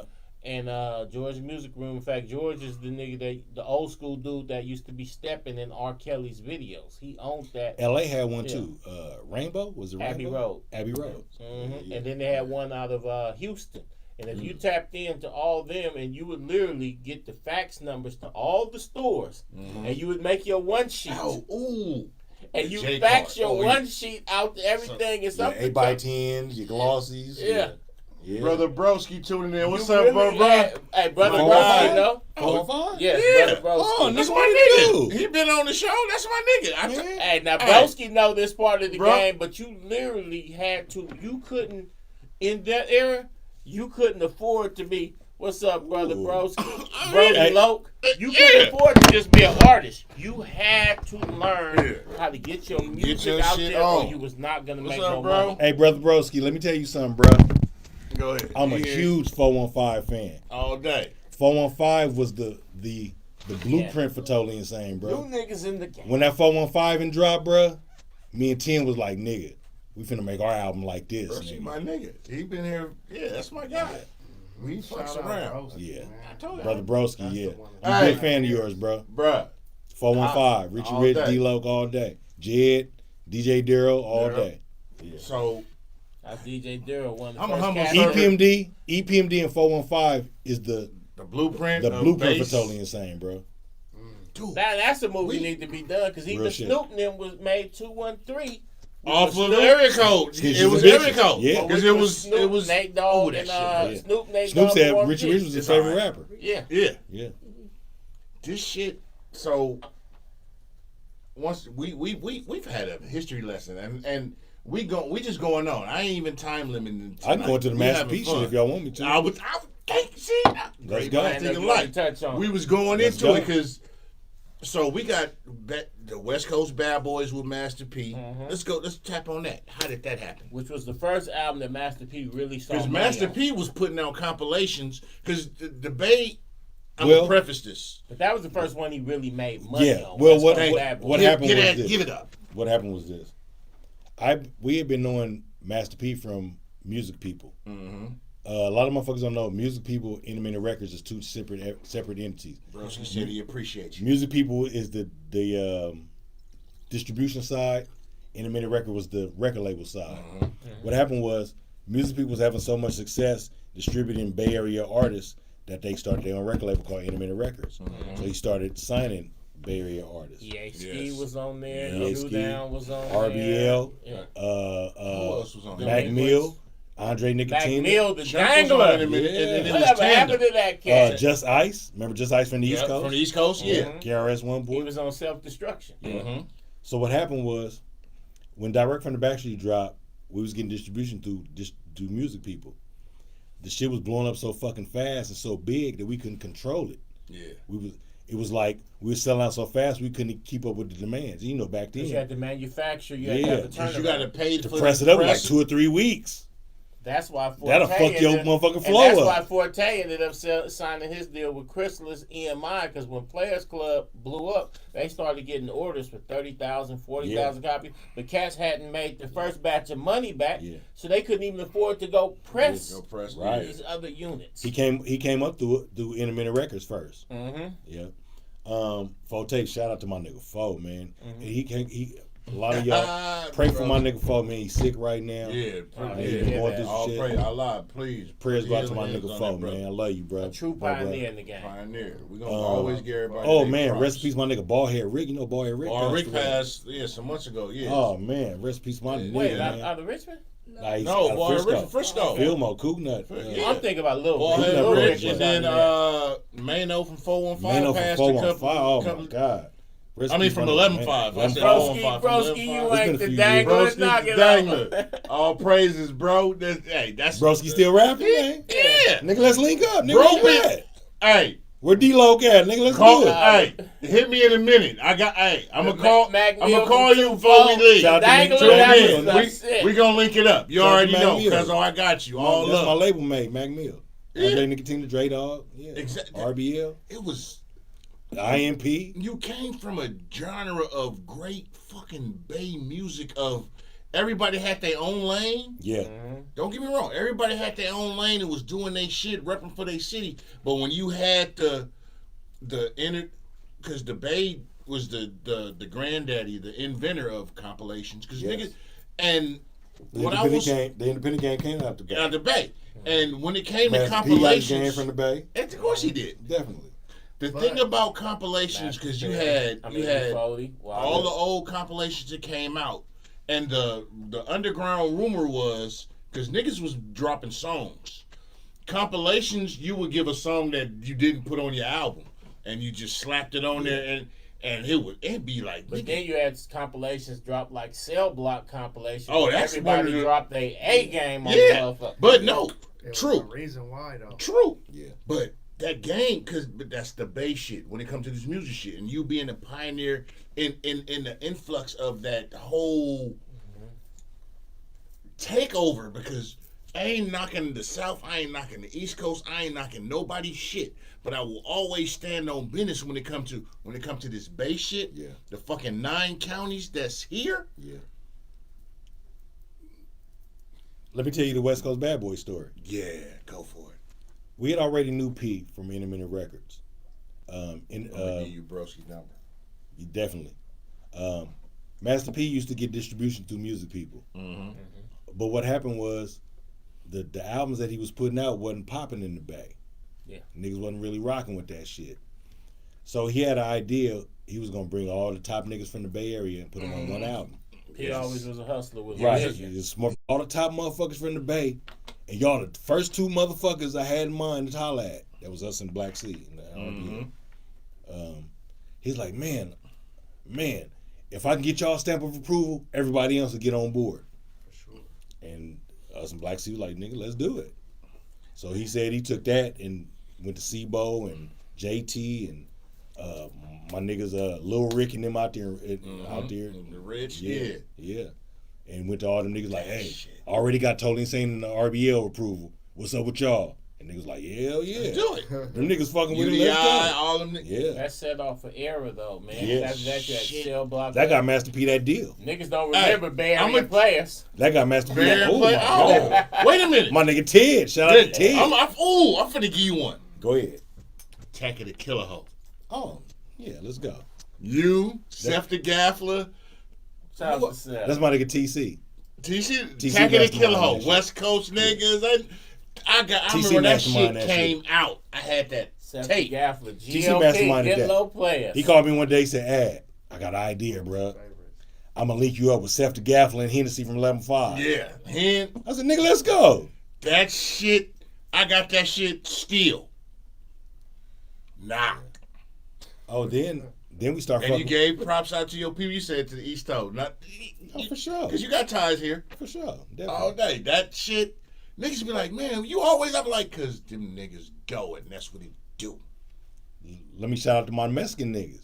Let me tell you how I met, got on the Black and Brown in 17 Reasons and the 18. Oh. 17 with a bullet. Or 17 Reasons with 18 Burner with a bullet. and Gold Toes. Fucking with my nigga Gold Toes. Shout out to Gold Toes. Gold Toes came to one of our shows. That's when he was rocking with Queen at the time. Mm-hmm. And he was like, man, y'all Totally Insane niggas go hard. All day. He was like, I'm doing a compilation, man. I need y'all niggas on that shit. I'm like, nigga, let's go. Let's go. We did the 17 Reasons. Matter of fact, I think on 17 Reasons, I did a song with Seth the Gaffler and Hennessy, right? Mm-hmm. Yeah. And then And then with 18 with a bullet, he got at 18 us. with a bullet was, go ahead. Was us and Bloody Mary. Rest in peace to Bloody Rest of Mary. Bloody Mary. Yeah. Olas. Yeah. We was Yeah. Olas. Shanti did I the be, track. I be slapping brows to this day. Oh, that's Oh, them bro, my this is niggas. shit. Rest in peace to Mano. But yeah, Shout out Bloody to Tay Mary. Tay and Hennessy. Remember what I told you last time I saw you in person? No, well, Was that all lies? no, but okay, I'll take you one. McIntosh, my little cousin. Shout out to McIntosh. My little. Remember, McIntosh did a party at my dad's house. We was living in Newark. Okay. We was sitting in the back, and niggas was drinking champagne, some shit, and we was chilling. I'm like, "What's up, cuzzo?" He's like, "What's up?" Did that? Granted, this was Shout out to 30-something. associates. This was 30-something years ago. PIC. Yeah. Yeah. We at my dad's house. My little cousin was like, "I want to throw a party at your dad's house." Everybody know who my dad is you already know. Yeah, you niggas know. But we threw the party at my dad's house. Y'all came. I'm like, nigga, I'm coming. Let's go. We chilling in the backyard. And me, I'm a video game head. Even Nate, 5,000. He was like, cousin, what you doing? I'm like, nigga, I'm just chilling in the room playing Dreamcast or whatever. Nigga, I'm going to be out there in a minute.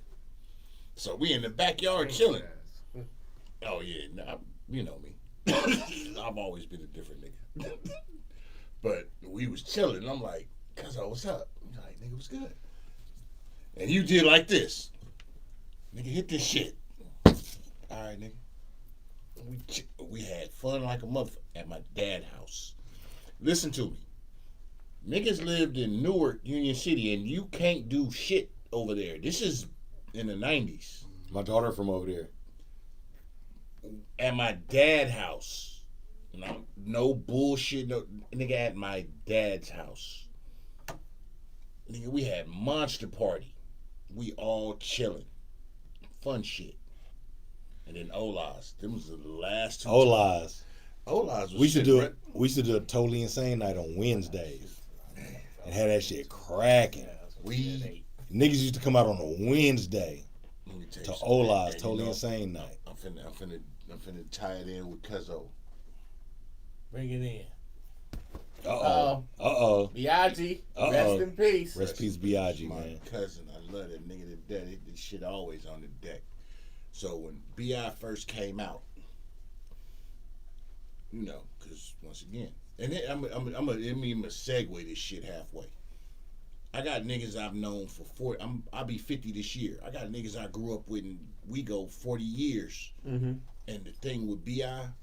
and all that, we've been together since elementary school. And when we got in our 20s and 30s, we found out we was actually. I got a few partners that I've grown up with to the end, and all that, and find out we actually related. Yeah. That's B.I. is one of them. Rest in peace, B.I.G., man. I love that. That's my nigga. Yeah. I Super got talented got brother super and footage. rapper and cook. First started rapping. I mean, Not cook, chef. beating on the desk in elementary school. That's how far we go back. 40 plus years of genuine shit. Yeah. But when he first started, now y'all on, cause y'all did they put my favorite song, and I already told you, and y'all already they'll tell you who, and this is I'm gonna tell you in your face. What's one of my favorite rap groups ever, all time? Public Enemy. Fuck you. Busting him out. He bullshitting. He knows. Bullshit. I've always said, you're one of my favorite rap groups. Thank you. Period. Appreciate it. Just keeping it a buck. Appreciate Once again, I tell you your shit in your face. What you hear? No bullshit. No pom pom. Just I'm telling you. He's always said Totally Insane and 5150. Hey. Shout out to my nigga Marku, nigga. Yeah. 5150. So we at Ola's. So Man. this one Maul, because remember We he was said that shit cracking on a Wednesday, Kiki. cranking. On a Wednesday, D-Lam. Cranking. So with Maul, he come to us because Maul's younger than me.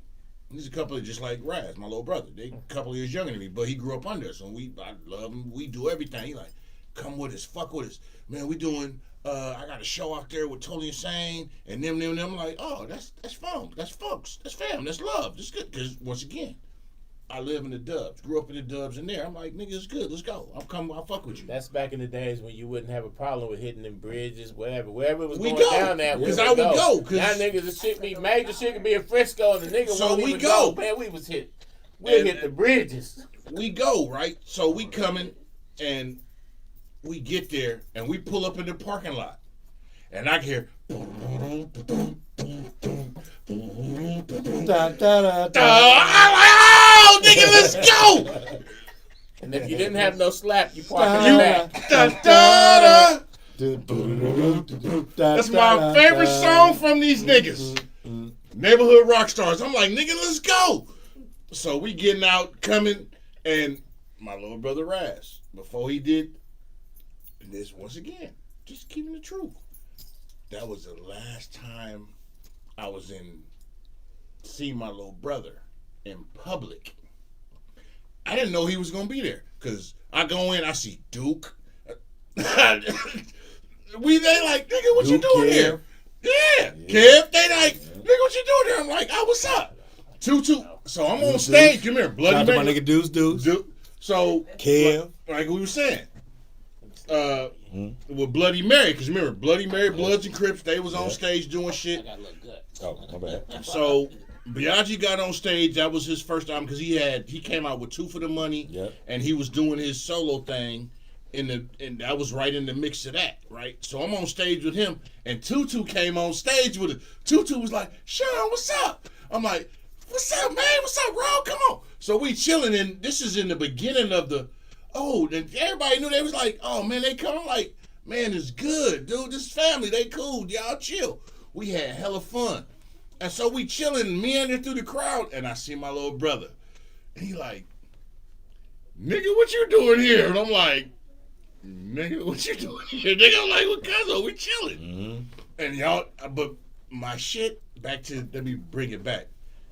Neighborhood Rockstar, you motherfuckers Neighborhood Rockstars need to be on your motherfucking playlist. Definitely. I love posse cuts where everybody just sit back, the flow just boom, boom, boom, back to back to back. It's like with Never Legal, Band-Aid, Scoop, D-Dow. I love them niggas in my Game Rookies. Another one of my top 10, I put that song up against a lot of you niggas' songs. I can just imagine, and when I want to get into the recording process of some songs and shit, because back then, it wasn't no record the shit and you sit, like today, niggas, I sing you the verse of this, because I've even did, like even with Sean T. With Macintosh, because I've been to Sean T studio with Mac and B.I.G. Yeah. When the Sean T studio was in Frisco. Yeah. And I was doing a song, you know, I got bars. I fuck around every now and then. You know, I'm retired, but I'll give you some shit. But back then, you come to the studio, even Camouflage, you know, you with Styling and them, Live Wire, all them. We come from an area where you niggas was at the studio at the same time and just, and you got in and it's not today where nigga, yeah. And you send it to niggas. Whole different era. Yeah. They got to show up back then. And you got to be right here, nigga. Yeah. I can imagine. So once again, this is just for my own, I'm going to take a point of privilege right now. Take me through the process of Neighborhood Rockstars. This was the last album for Independent Records. Yeah. We had already, we was kind of at a crossroads at that time because we knew this was the last album for Independent Records. Scoob, what's up? We had a choice. We could have just threw him anything and got off the label, but our fucking integrity was like, nah, nigga, we got to go out with a motherfucking bang, nigga. That song is my shit. So that day, what happened was, Money Mark and Scoop was my everyday niggas. That was a nigga I was riding around smoking weed with and shit. Key-Weed. Yeah. Shout out to Key-Weed. Shout out to Key-Weed. Lori is my cousin. Oh, shit. Shout out to Lori. That's my cousin. Oh, my mom's, yeah, for real. I told you. Money Mark is from Never Legal. Yeah, Never Legal Associates. The original Never Legal group was Band-Aid Money Mark. But, yeah. Yeah. Scoop wasn't even in that group. Scoop was always Scoop was solo. Yes. And G-Man and there was G-Man and D-Dow was 94025. I'm the one that put Band-Aid, G-Man, Money Mark, and D-Dow together and made them Never Legal. Because D stayed on, D stayed on, I can't remember what year did, but anyway. Go ahead. Hill Street? No, Hill Street was me. D stayed on some blocks down and to the right off Ivy Drive, the apartments. Remember, he stayed upstairs. Yeah. Yeah. So, Neighborhood Rockstars. Mm-hmm. That's my shit. What happened was, we had the idea. I got that from a Parliament Funkadelic record. Can I hit you real quick? Broski said, didn't y'all perform at Hip Hop on the Green together? Yes, we did. Us, you, 3 Times Crazy. Mm-hmm. Yep. Go ahead. That day in the studio, I came up with the Parliament Funkadelic record. Mm-hmm. And once TC made that fucking beat, bro, once he finished that motherfucking nigga, it was on and cracking, bro. Shout out to my girl Aisha, man. She was the one that sung the hook on that. Aisha, you know, she's a bad motherfucker. Shout out to Aisha. She sung the hook on that. Da da da da da. That was her and Race. Rest in peace to Race. That's my shit. Well, the Backstreet Life album was our last album on Independent Records. Mm-hmm. We knew that was our last album. At first, we was thinking about just giving them anything, but we was like, nah, fuck that. Our name was attached to this shit. We got to go out with a motherfucking bang. So we hooked up with Race and Reg.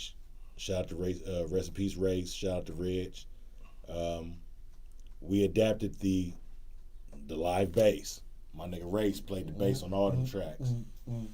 And that song in particular, like I said, was a old school Parliament record that I used to bump. My dad used to bump that motherfucker.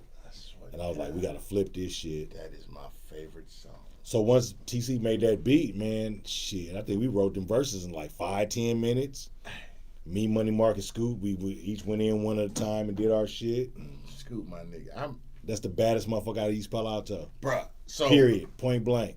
Point of privilege. Scoot Dog is the hardest rapper out of East Palo Alto. Period. Scoot, when period. I was 16 at this time, living inside, I came down for the summer with TC, because like I said, female funk, that's when 11 Days first all got.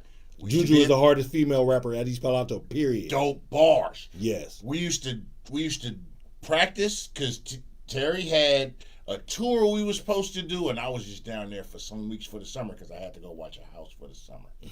And they was like, so I did a song. I had some songs. I was like, man, but when everything clicked in, I had to go because I had prior commitments. I'm like, fuck, I can't do it. But Scoot, 3 million, boom, boom, boom. To this day, that nigga still hard like that. Dope as fuck.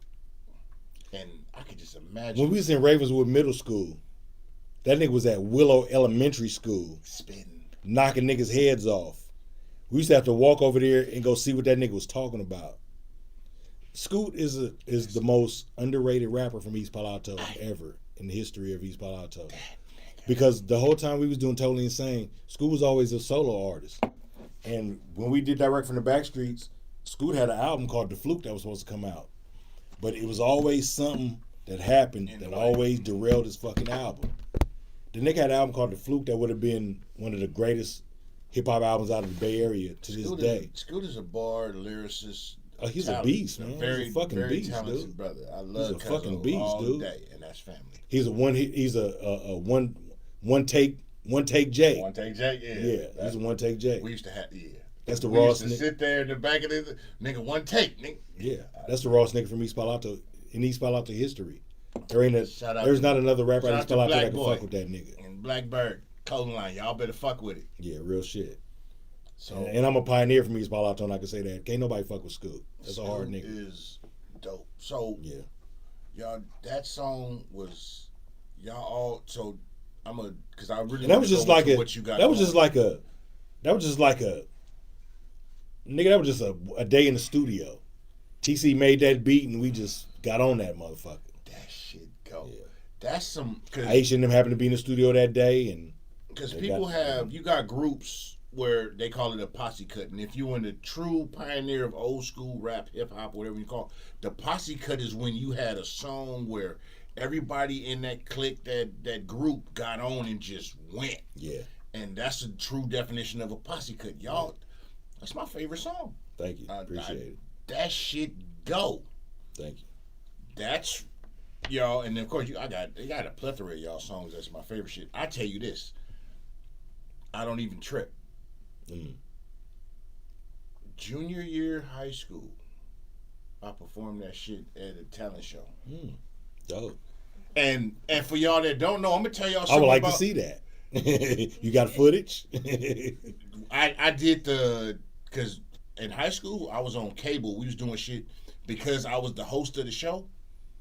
We didn't do the footage. Okay.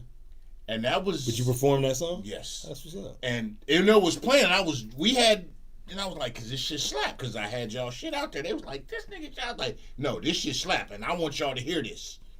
But my man's did this song, and this is 90, 91. Yes. He only cussed one time. He said, I don't understand why y'all come with that shit. Yeah. That's the only cuss word he said in the song, and that song slapped.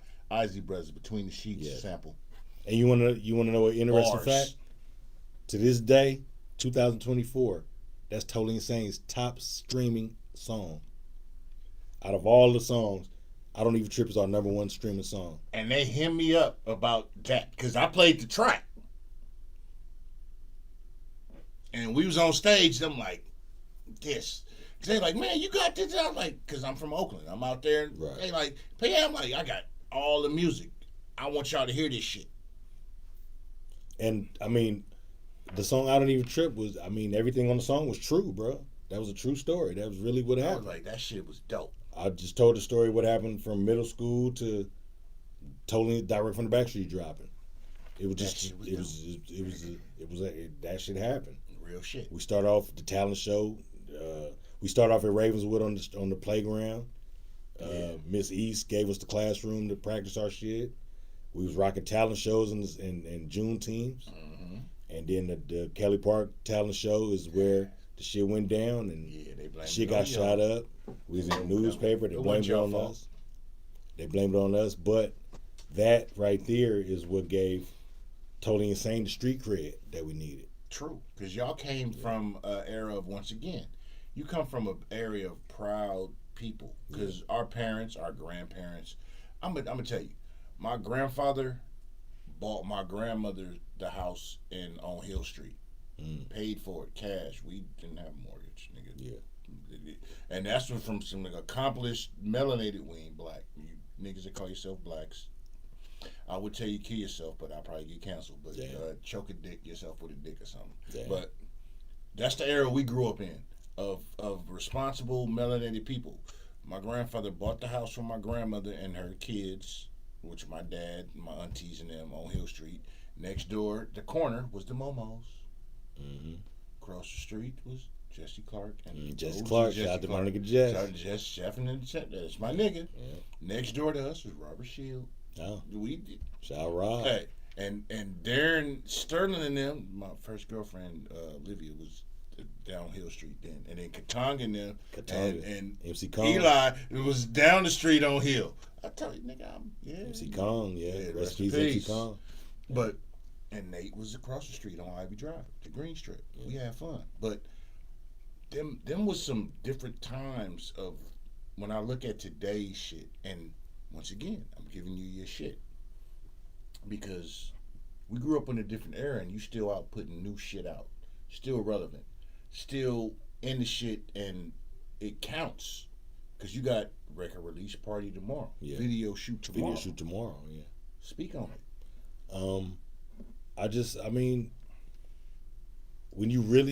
When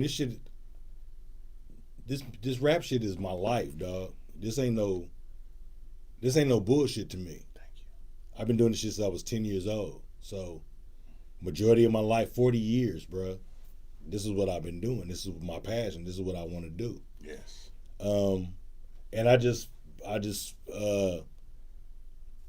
even though we had our success in the 90s, bro, you know, to be a rapper from that era and still be relevant, still do shows, still get paid to do shows, and still making new music, it's a blessing because a lot of these youngsters think that for some reason they think that there's a time limit or age limit on this rap shit. Ooh, speak on How is it that Ron Isley and Frankie Beverly and them can still be on tour at 80, 70, and 80 years old? Thank you. But Totally Insane got to retire at 40, 50? Why is that? And you even look into, let's go to the Pilgrims. That's white people. And you look at the hip hop, the rock and roll. These motherfuckers touring at 80. These motherfuckers in the middle of Seth's arms falling off. You feel me? Like the mummies and shit. But it's, in our lane, it's, nigga, you only got from here to here and we accept that shit. Right. That's some bullshit. Let me ask you a question. Yes. Why is there a classic rock section and a classic R&B section, but a rapper over 40 gets frowned at? Thank you. Because niggas bow down to the pressures that's put upon them of the ageism when it comes to music. Bars is bars. I don't give a fuck if you 80. If your shit witty, wordplay, and it hit and you got a nice beat, I will listen to your shit. We the only genre of music that is the main genre of music that everybody takes from, to where we put a limit on ourselves. Definitely. And once again, like I told you from when you sat here before, I said I'm gonna give you your flowers. I was in high school. I'll be 50 this year. I mean, you graduated the same year. Same year. That's what I'm saying. It's I salute and respect it, because the younger generation and the overpowering populace gives that credence to, nigga, you niggas can't do nothing after 36 or 30. I mean, think about it like That's this, some bro. bullshit. Think about it like this. If I'm a young nigga out there in the game I would want to hear my game and learn my game from an OG nigga that survived the game. Why would I want to listen to a 20-year-old nigga that ain't even been through the game yet? I want to hear the nigga that came out on the other side and still balling and still going and still, you know what I'm saying? That's the nigga I want to hear from. Exactly. Right, bro. I done survived the penitentiary. I survived dead homies. I survived the funk. I survived the murder capital. I done survived all that shit. So why wouldn't you want to hear what I got to say? You're a living testament because you lived through it. And just like we was talking before we got on, when we speak on PA and Palo Alto and East Palo Alto, for y'all that don't know, it's two different fucking countries. Yeah. When I was growing up, we used to love listening to the OGs and hear what the OGs had to say and hear the stories that OGs had to kick and, you know what I'm saying, the game that the OGs had to pass down. We used to, that meant something to us. Yeah. That OG would even acknowledge a young nigga like me and give me the game like that. Like with my dad, and I don't toot my horn too often, and I won't, but growing up with, if you know me, you know, that shit is a crown and it's heavy and it's great. Yeah. But some shit was instilled in our generation from the original GoFundMe, nigga. How many yards did you cut in grass? And we used to go get low quartz, nigga. Fuck you, nigga. We used to do low quartz, nigga. We used to do all that shit back in the day. But my mama used to give me money for studio time. Hey, my mama worked that to her work budget to give me $50, $100 for studio time. Nigga, Lee's hamburgers was $4.50 for a burger and fries. Mm-hmm. You niggas can't get a fucking milkshake for less than $4 today. Real shit. Real shit. I'm just saying. Like I said, but when you, I try to preface this shit to really give people some ism on this shit. When you think about and can be able to talk to somebody who's been through the shit that you new people, and I'm not knocking you new niggas at all. I'm not knocking y'all, but if you talk to and have the opportunity and the privilege to talk to somebody who's been through tape decks, CDs, the brick phones, reel to reels, GTU, the B12, that all that players. shit. Yeah. This is the shit that you need to come from and learn from. And when you still have somebody, once again, I'm gonna give you all flowers all day. I'm gonna give you flowers, your roses, and all that shit. When you have the opportunity to converse with somebody who's been through there, who's been through it, seen it, lived through it, walked through it, and can still sit and command the audience to this day, you owe them your respect and your admiration if you know what you're supposed to. And I'm gonna always give you that salute. I would love to sit down with Big Daddy Kane or Rakim or KRS-One right now and cause you there. Pick their motherfucking brain. Hey man, how did y'all? Once again, just being real. Yeah. We grew up on that shit. Them my heroes. I'm gonna give you some real shit. Rakim, KRS-One. I'm gonna stunt on you niggas for half a second. When Digital Underground first came out, I was living on Hill Street in Menlo, nigga. Humpty Dance was a motherfucker. Do what you like. Was a motherfucker. They was in my living room. Damn.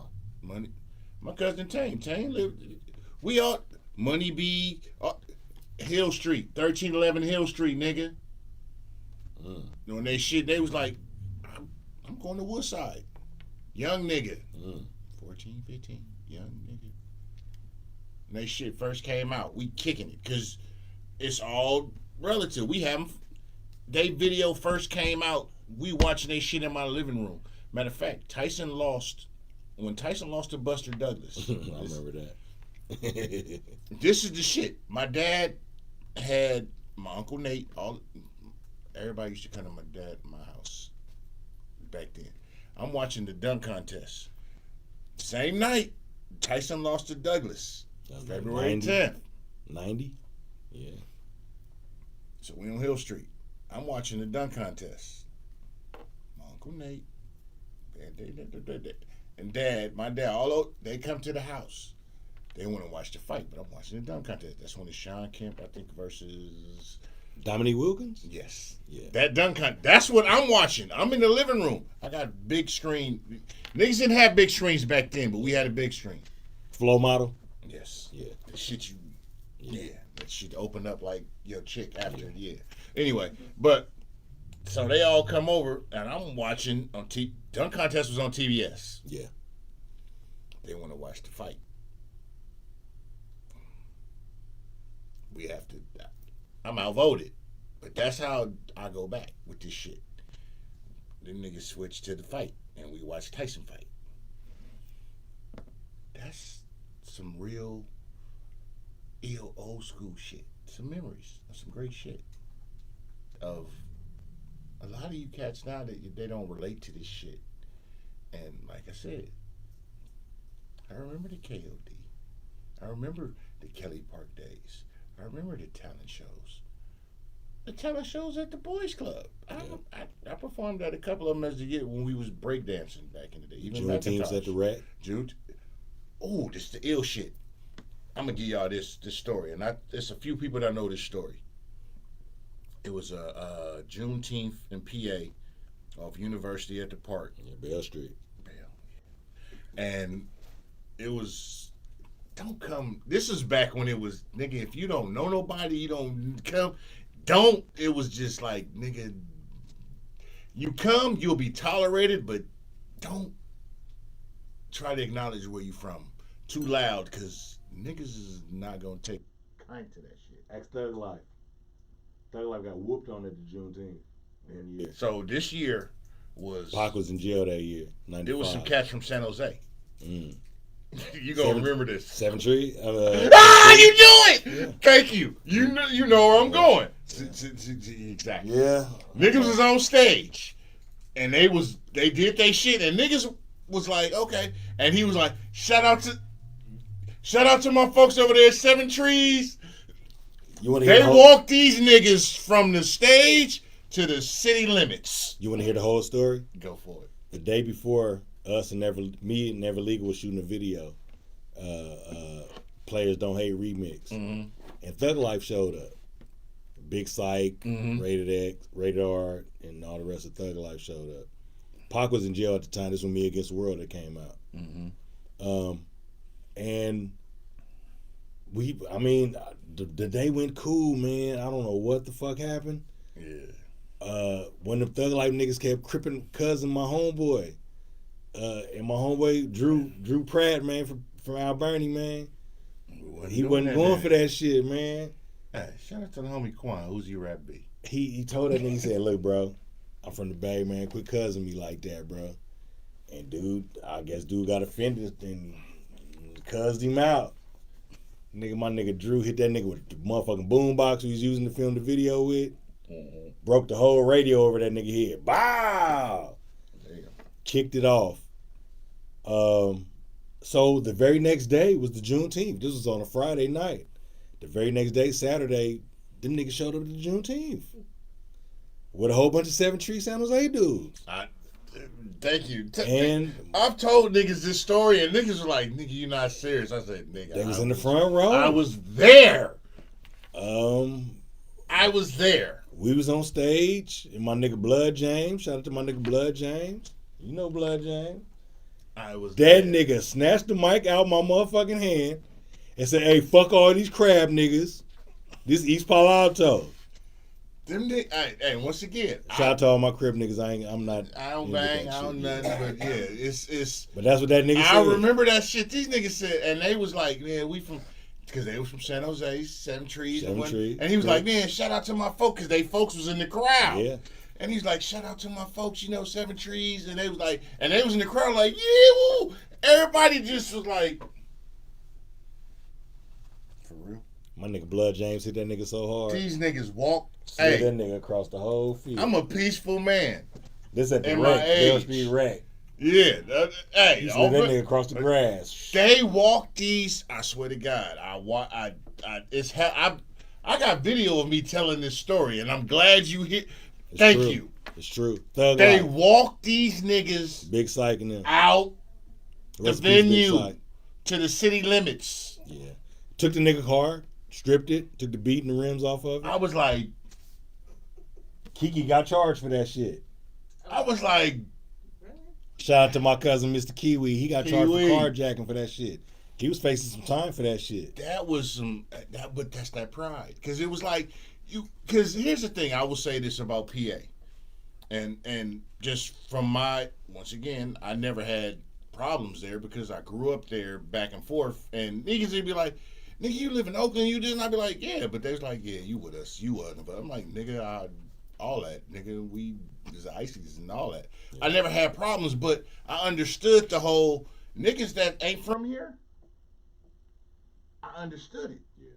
And it was like, nigga, if you come over here, you okay, but don't try to stunt. EPA is real tribal, dog. Yeah, very. Even if we got funk, we can funk with them Ville niggas, but can't no other niggas come over here and funk with them. Thank you. Don't come over here fucking with our broads too much and you niggas nowadays be like, these niggas was hating. No, nigga, it was rules and repercussions of shit. You had to, because females was setting you niggas up back in the days, and you niggas was falling for the okey-doke. Let's call it what it is. CPS was gangster bitches back then. Real shit. But that shit, thank you. Because I was like, I'm going to have somebody here to verify this fucking story, because I was there. Niggas be like, nigga, for real? And I was like, nigga, I watched this shit. Tupac was in jail. Like, nigga, I watched this shit happen in person, live, sitting in the middle of it, like, they walked these niggas to the city limits. Like, see, we let you niggas dog walked them. I just walked them. Dog walked them. It was bad. Yeah. Police had to get involved. Like I said, one of the niggas' cars got took. They tried to charge my cousin Kiwi for the carjacking. Shout out to Mr. Kiwi. Tried to get that nigga 12 years for that shit too. Shout out to the niggas. Shout out to Band-Aid. Shout out to Scoop. Shout out to D-Dow. Shout out to Chunk. Shout out to Prozac, Captain Crunch, Rated X. Yeah. Shout out to $10. Excuse me. Mac 10. Shout out to everybody from that era. But and once again, like I said, y'all know I'll do a personal point of privilege. I love being able to tell y'all in your face here that, nigga, respect, love, all that, because niggas grew up on y'all shit. Niggas matured to y'all shit. Yeah. Niggas went and did some wrong to y'all shit. Yeah. You know what I'm saying? And to Let's be keep honest, it a buck. We had fun. Bro, it was a different time. To be honest with you, bro, at the time we was doing that shit, we didn't think that shit was gonna be this big. We didn't think 30 years later we still was gonna be hot. Could you imagine? We were just making some shit for the town, for 10 niggas in town could ride around and bump and put PA on the map. That was our fucking plan. Cause we didn't think that shit was gonna be 30 years later. We still was gonna be relevant. Still, remember the unsolved mystery story? Oh, you wanna go into that? Okay, let's do it. I was like, oh. C.W. Roddy. Yeah. Was she was like the neighborhood protester.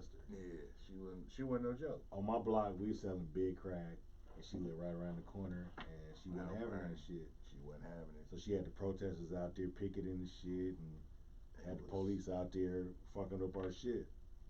So one day, me and two of my homies was riding down Westminster, and she knew me, so she approached me and was cussing me out. You don't gotta go into it too much. Yeah. And my folks told her, bitch, fuck you, go back in the house. And she cussed him out, and later on that night, her house got shot up. Shit happens. Yeah. And it was on Unsolved Mysteries. I remember that shit. And I was like, man, you know them niggas? I was like, yeah, nigga, and I was probably, anyway, but yeah. They filmed the segment in L.A. But yeah, because the house, I was like, that's not Alberni. I'm like, nigga, that ain't Westminster, nigga, that ain't Bay Road. I'm like, Westminster. Yeah. That's even Mike Washington. I was like, nigga, that's C.W. Roddy. Recipe C.W. Roddy. Yeah, they was like, man, for real? I was like, yeah, none of that shit. But before we go, because I mean, I'm having fun. It's all good. All day.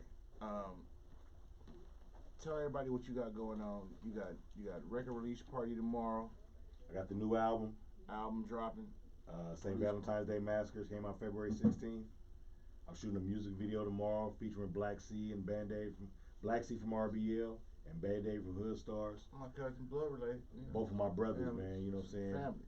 And I felt that this was the perfect single because those are my brothers, man. That's our family tree.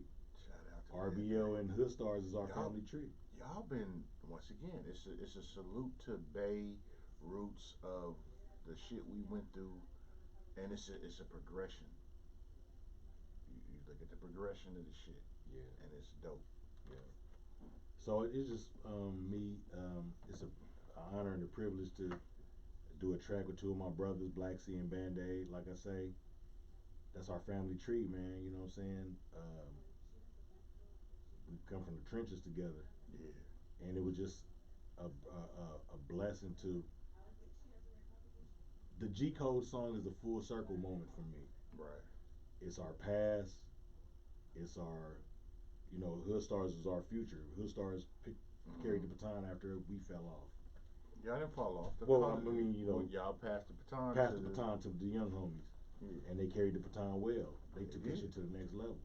Yeah. And it's just a full circle moment for me in my career that being in the game 30 years, being, damn near 50, drop a new album, and I'm able to do a single and a video with the niggas that I started with. Yes.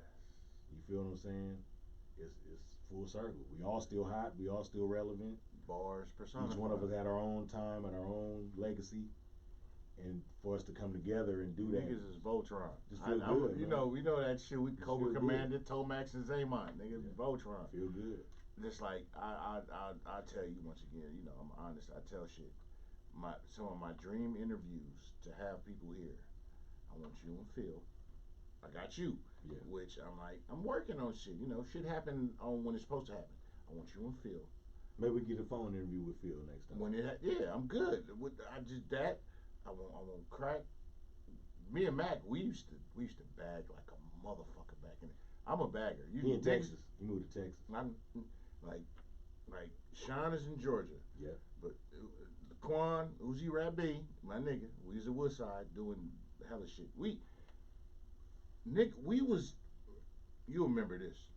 We started bag rapping against each other back then when we was in high school, young niggas. We was doing that shit, but I want you and Phil, and I want all of associates, never legal.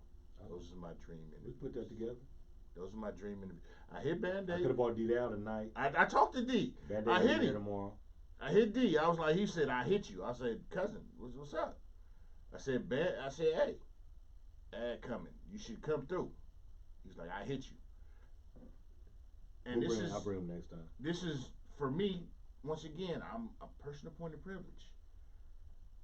I just want to give brothers their flowers and come and let's do some shit and hang, because I'm going to tell y'all something.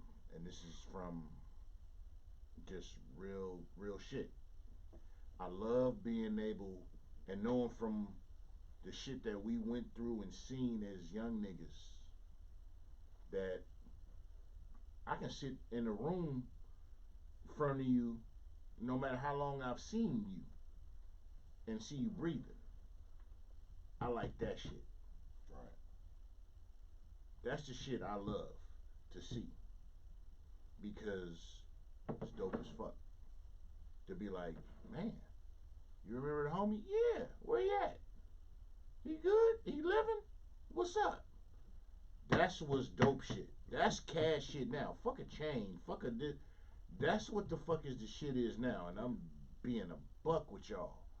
That's the shit that, for me, that brings me some joy in my life.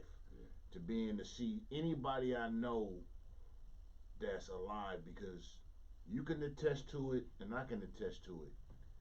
92 was some crazy shit. Definitely. I've been through personally over 100 and some funerals in my life. I'll be 50 in December. I love being able to see somebody. And to be honest, it ain't even about how long I've known you, but if I had some type of connection with you, cousin Eli, Abadab. My nigga Ab. See that you feel you, but you understand what I'm saying? Yeah. I'm like, hell yeah. I just want to see you. I just want to say, what's up? That's some beautiful shit as us, cause niggas went through some monster shit. Yeah. Remember you had Charles Wade shit back in the day. That's some other shit. But I'm saying, but the shit we went through, and I love being able to, as an old nigga, I love being able to sit across somebody that I remember and know from when I was a young hard-headed motherfucker and be like, hey, you still putting your pants leg on? You'd be like, yep. I'm like, nigga, we here. Yeah. That's what this shit is about. Fuck the, y'all caught up in the Drake and all this. Don't get me wrong, it's fun. I love battles, but them niggas couldn't fuck with these niggas back then. Damn. It's salute, and fuck Drake for using the Pac shit and the Snoop shit. That's some gay shit. That's some whack shit. Yeah. But give people their flowers and be a buck in the presence of them today. That's what this shit is about. Cause I'm gonna give y'all a line. This is some shit you get at 3 in the morning. And you niggas that follow my show, y'all know me. I'm gonna give you an ism. This is 3 in the morning shit. From Colors. The nigga told Sean Penn, you remember this? Yes. He said, let's go run down and fuck one of them cows.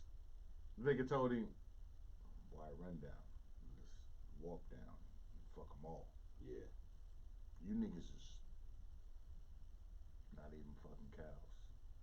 You niggas is behind because you lack the mentality of the situations that's presented in front of you because you niggas is chasing short money. Yeah. My dad is a triple super duper OG, and my Uncle Nate, remember the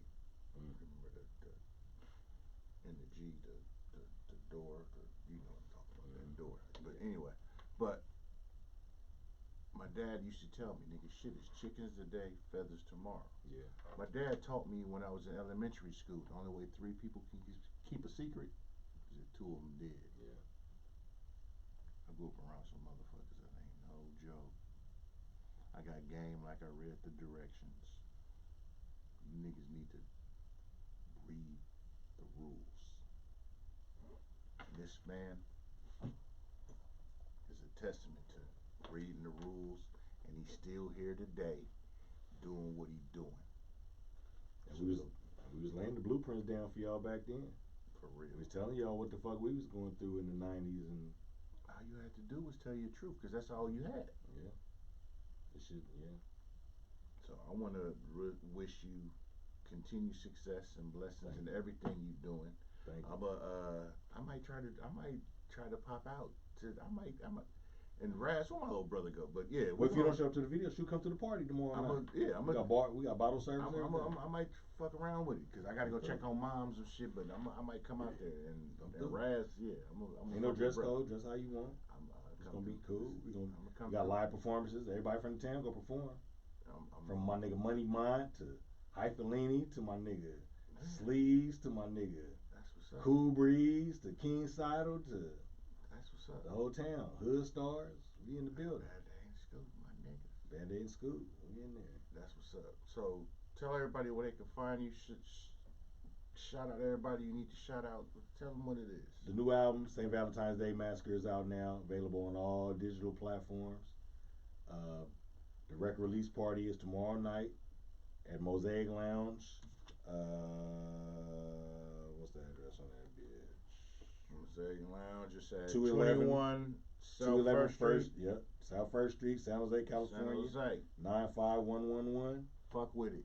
The video shoot is, I don't have hold on, let me look at my phone.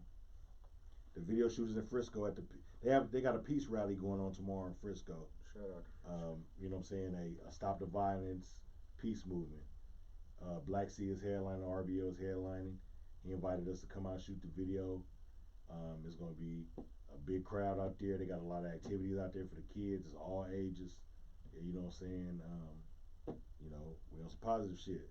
That's the name of the song is called G Code. The G Code. Me, Band-Aid from Hood Stars, and Black Sea from RBL. We just kicking that game to y'all, man. Teaching y'all the game, man. G Code, man. You know what I'm saying? You don't hustle, you don't eat. Nigga, you don't work, you don't eat. That's the G Code, man. You know? Slow feet don't eat. Broke niggas starve to death, you know? Yeah. So, I want to thank you for coming on. Thank you for having me. Salute. like I said, it's many a millennium. I'm always, as just a genuine dude, just salute and give props to the brothers who I've watched and witnessed doing shit and continuing to do shit, because we get lost in fluff and bullshit, and I'm gonna salute you. Shout out to Phil. Hey, come home. We with you. We riding. If we can get a phone interview, whatever. The same love I got for this brother, I got for you. Shout out to Chunk. Shout out to Prozac. Shout out to my nigga Fat Man. We used to D-Dow. My nigga Dow. So I say this real quick. When Fat Man first when he transferred to Woodside, you know, him and Dow stayed, because Dow's apartments were upstairs. They first cousins. Yeah. So me and Fat Man used to go to Woodside when he transferred. So I come from Hill Street. I stop at Dow's to go get Fat Man. We go get the bus number 12, nigga. Then we go to Woodside. We do that, but that's. Fat Man could have been Jordan right now. You had handles. That nigga was Corey used to be like, nigga, when Fat Man come, Corey be like, nigga, when Fat Man come to Woodside, nigga, we winning everything. Corey, you a Laker fan. Fuck them niggas.